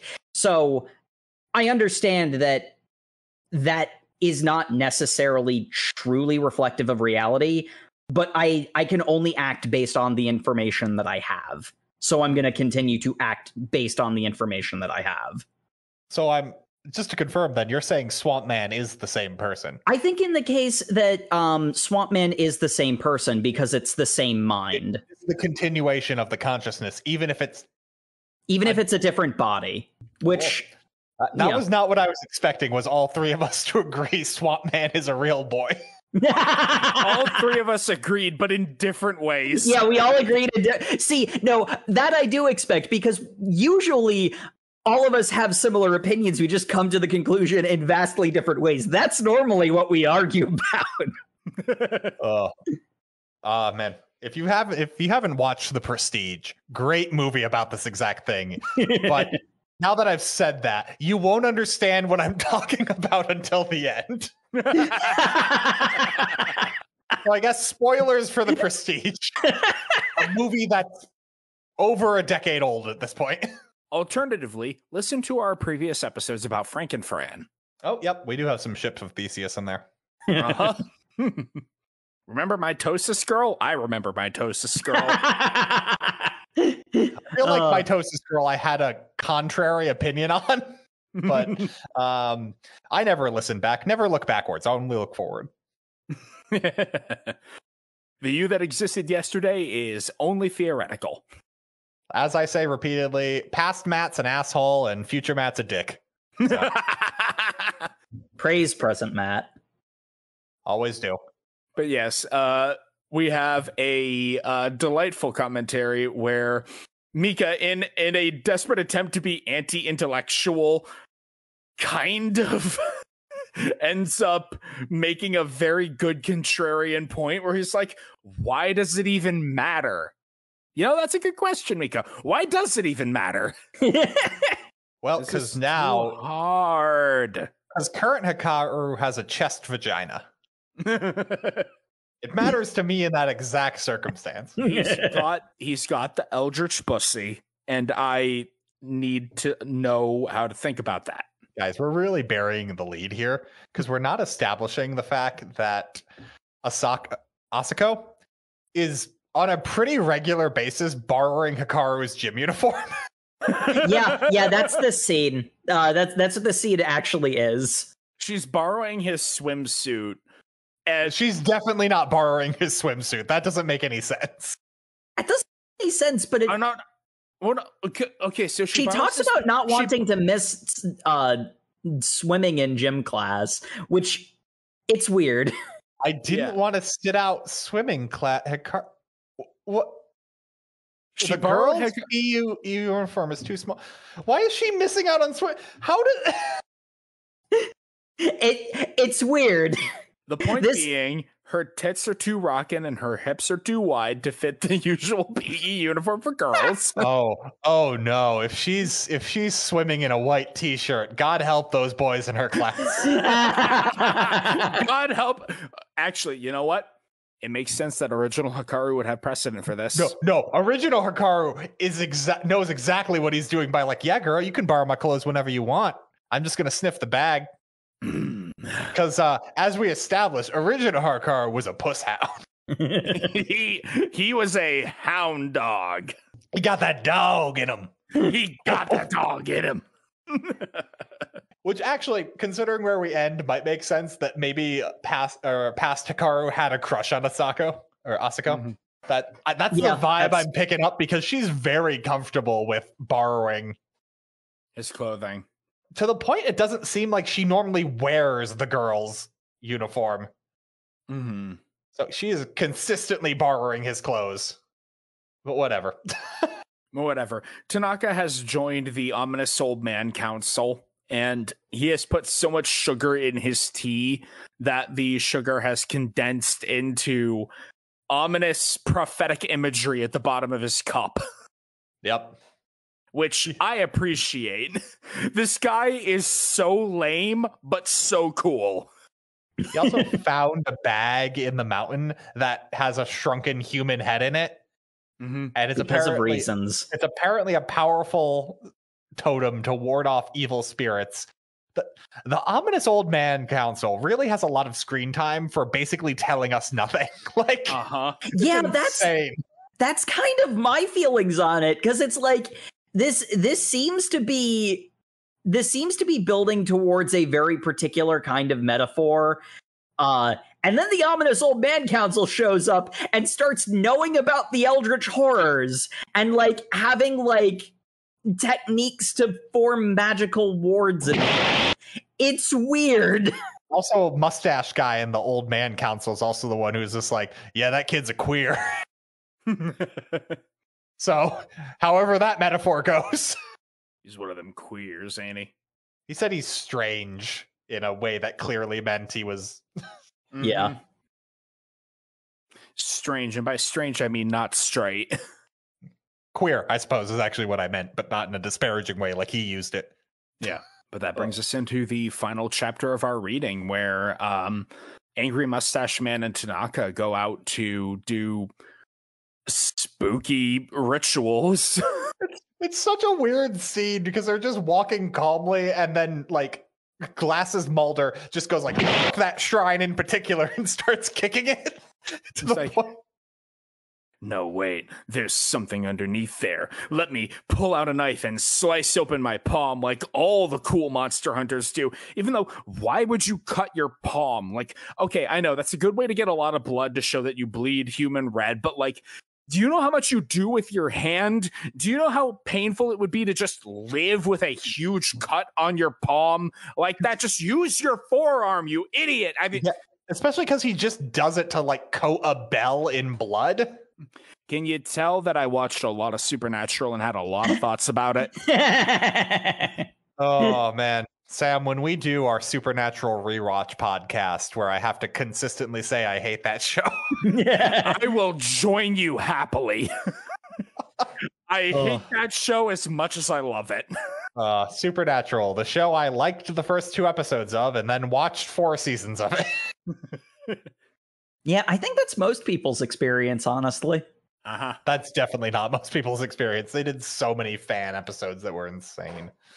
Anyway. So yeah, he coats a bell in his blood and tosses it onto the destroyed shrine. And that does something. None of that is explained. Apparently you need entrails to put up spiritual barriers, I guess. And like Mustache Man's going like, oh, he's probably gonna be trouble for the village, but am I secretly hoping for that? And then it just ends and I'm like, what the fuck does that mean? What was that scene? And because Yoshiki isn't queer enough, he's also in photography club. And only taking pictures of Hikaru. Of Hikaru playing sports. Running around in uniforms, sweating. I gotta go. Hold on. Photography club doesn't normally do anything, but they needed someone to take a picture of Hikaru. I mean the soccer club. And this is when we get revealed the whole thing about how this place was a refuge for Christians back there's in a bunch of there's a bunch of churches and stuff, but that's not important because what we get is the boy-girl slumber party where there's fireworks, and I'm like, yep, I remember being in high school. The co-ed summer firework party. Man, when you had the friend who was super cool with you inviting boys and girls to a slumber party, you knew that was gonna rock.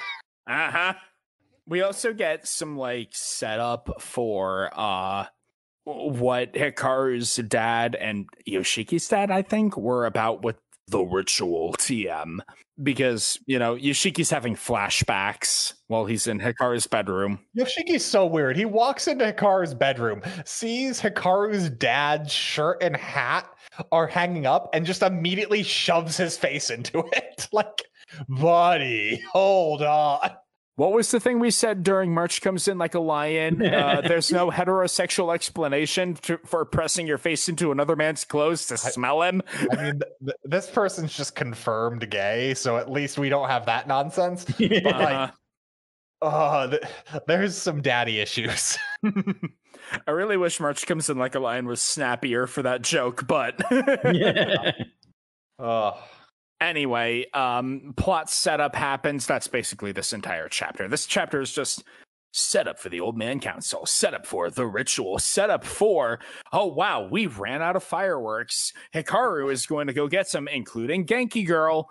You're missing the part where Yoshiki finds a blood-stained letter in Hikaru's bookshelf. Oh yeah. Picks it up, can't read it, goes, oh, that's weird. Anyway, I'm going to put this in my pocket. Mm-hmm. Just goes to fireworks. Like, oh yeah, that's part of Setup City. We get the girls just doing regular fireworks, and all the boys try to do like super impressive fireworks because there's 2 girls here. I'm drawing an infinity symbol. Whoa! Look, I'm saying, if you have not done something incredibly dangerous with fireworks to impress women, you're not a high school boy. Yeah. Yeah, I have the burn scars on my fingers to prove it. But they need to know I'm cool. They need to know that I am cool and do not fear pain or fire. But they run out of fireworks, so not Hikaru goes to get some more, and Asaka decides to go with him. And it's now where she decides to pull the same thing that Yoshiki did at the opening of the manga, which is reveal that she knows what's going on. And I love the way she does this, because they're walking along and she points at the mountain and it's like, isn't that where Hikaru went missing? And not Hikaru was like, oh yeah, that's the place. I don't really remember what happened.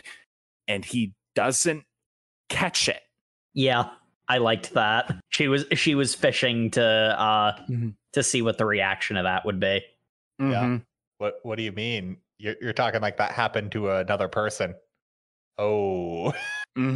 But he doesn't say that. And so she just continues on with like, yeah, it was like we were holding a wake for a couple of months. But you know what? I'm glad that you're back. But despite all that, I have to ask, who are you? Oh, it's such a good, like, 2-page spread, too, of like looking over Hikaru's shoulder as he's kind of like slowly turning to wait, what? And just dramatic Asako standing there, the wind only seemingly blowing her clothes, nothing else. And it's cool. It's like the fisheye lens make it seems like they're very far apart, but they're really not.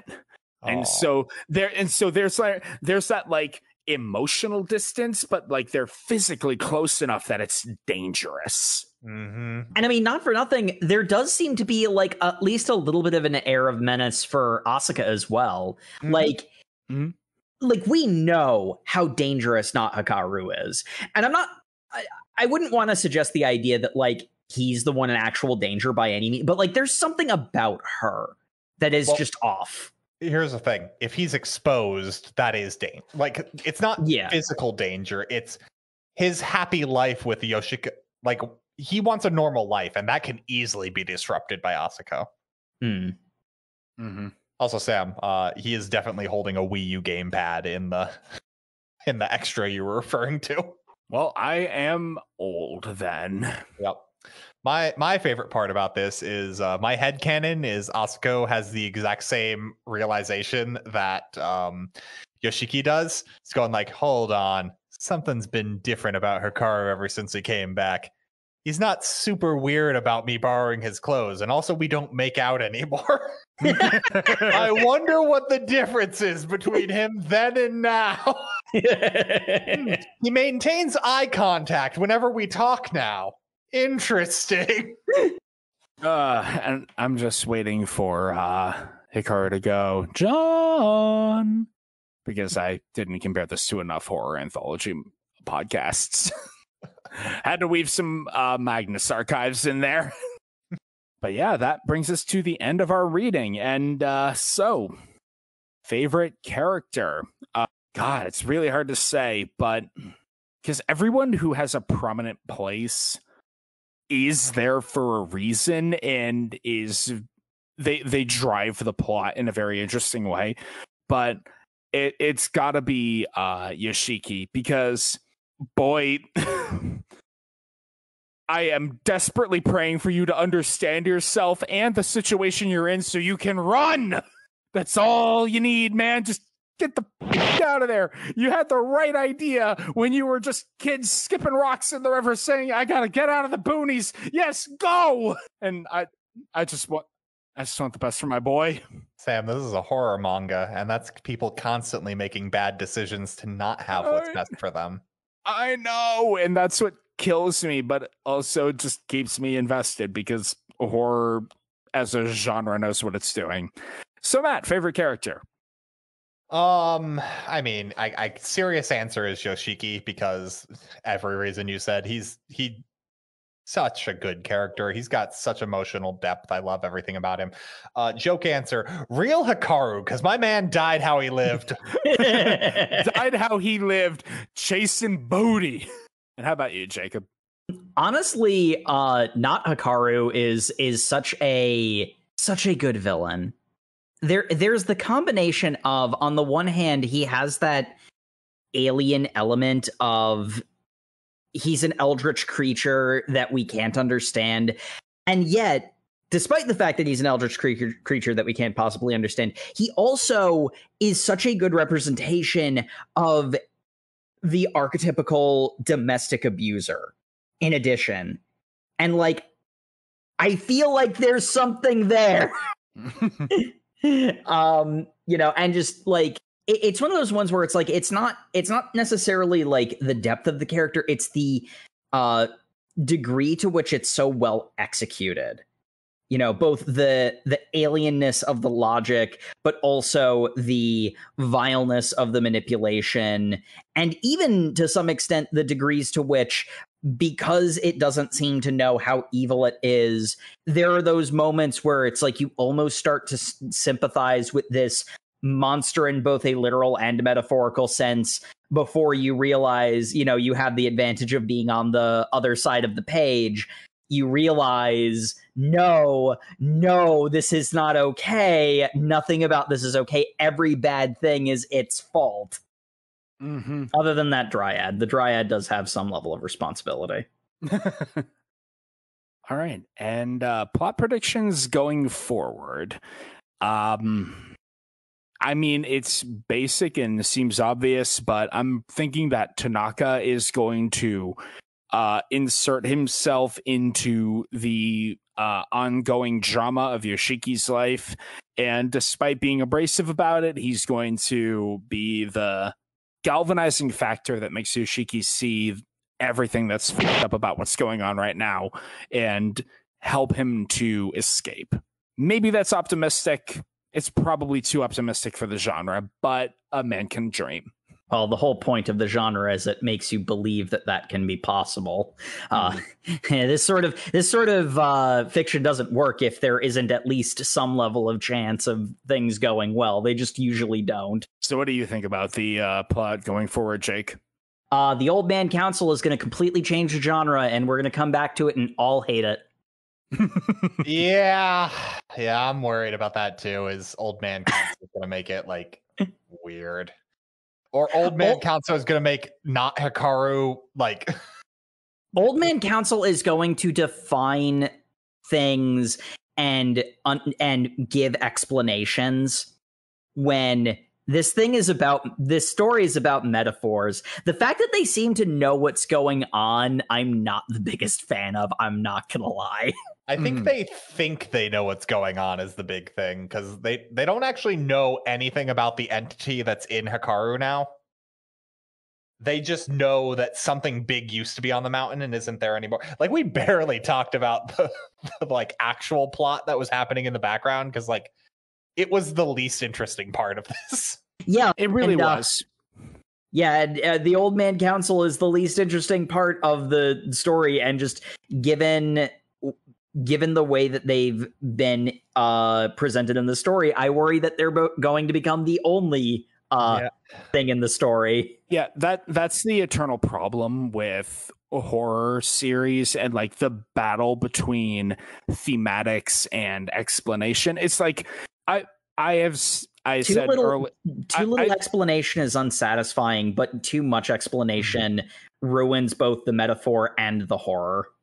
It's like I made a lot of comparisons to Old Gods of Appalachia earlier. It's like, do I need to know why the ghost of a Civil War soldier is in this region to be gay with the male main character of this series? No, I don't need to know why that happened, but that synopsis gives me enough explanation to work with. If it over-explained it suddenly, now I'm thinking about it too hard and I'm forgetting the theme. Conveniently, they've explained nothing, and they've definitely triggered enough flags that one of them's going to die. Yeah.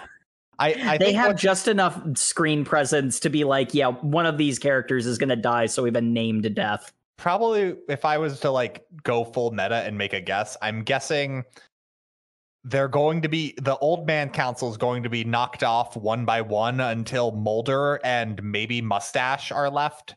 And that's when they're going to reach out, figure out that Yoshiki is involved somehow, maybe because his dad used to be. They should have an idea Hikaru is also should be involved if they don't know he's the entity. But like, they're going to involve them. It's going to be revealed that the thing killing them isn't Hikaru. So there's an even bigger monster that Hikaru's demon or whatever was keeping at bay. And that's why he's not such a bad guy, despite the fact he's an evil monster.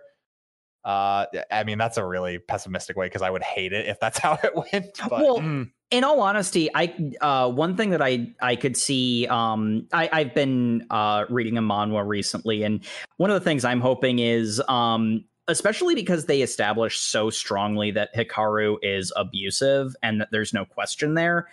Having a whole thing where it's like, maybe he's not so bad after all. And the big whammy moment at the end of the story is they defeat the bigger bad. That means everything's going to be okay, right? No, he's still an abusive monster and he needs to be stopped. And like you defeated the bigger bad. Good. Now I can go back to my mountain. Come here, sex slave.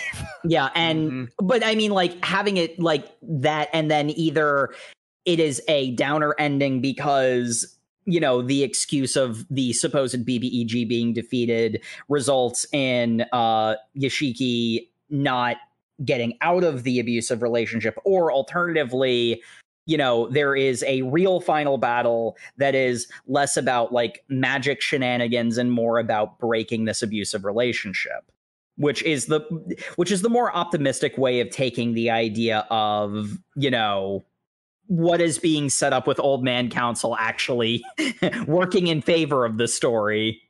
Because it doesn't matter if an abuser saves you from someone who's worse. If they're abusing you, they're still an abuser and you do not owe them anything. You should just leave. And like, you know, that's just a real world thing. Them doing good things for you, no matter how big a gesture it is, doesn't change the harm they cause you. And with that in mind, would you continue reading? It was hard for me to stop. Listen, family, this is exactly my genre. I love this weird rural horror out in the middle of bum nowhere. This is my shit, dog. I want more. So I'm gonna, well, actually, I need to go to bed because I got work tomorrow, but I'm planning on reading more of this. How about you, Matt?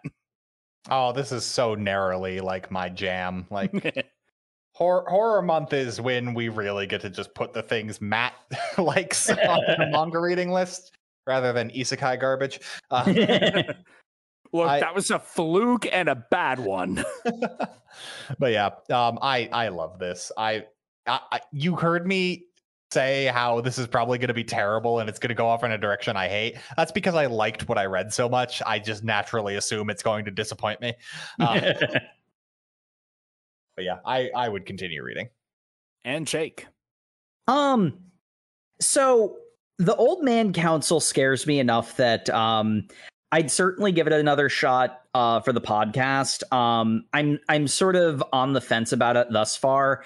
That combined with it's a minor thing, and I think it was mostly my own fault because I kind of had to panic read this on low sleep. So this very well might have been me, but there were parts where I wasn't the biggest fan of some of the paneling, and there were parts that I don't think were supposed to be confusing that I had to reread a few times because I wasn't following the sequence of events. Like, there are places where it does that on purpose, but there's other places where I felt like it wasn't on purpose. So it's definitely very interesting. But I mean, there are other things that are sort of in this vein that I'd rather go with instead. So it's a positive side maybe, but there's a lot of things to read. So All right, and thank you everyone once again for tuning into the Over Manga Cast. As always, you can find us on all of your social medias where we are at Over Manga Cast on, I'm not going to say, names change all the time. One constant we have, though, is we're on YouTube where you can like, comment, and subscribe. The episodes go up there on a 2-week delay, so if you want to catch all our up-to-date stuff, head over to overmangacast.com. We even have a section there where you can leave individual comments. Let us know different series we can read, what you want us to revisit, what you think of the episodes, anything really. And as always, we appreciate reviews in any and all forums, or if you have a recommendation for us, reach out overmangacast@gmail.com or go to overmangacast.com. We've got a nice little comment section in the bottom there. This was actually recommended to us, so thanks for doing that. I'd already read it before, so you didn't get this one on me. But really enjoy it. We appreciate reviews constantly.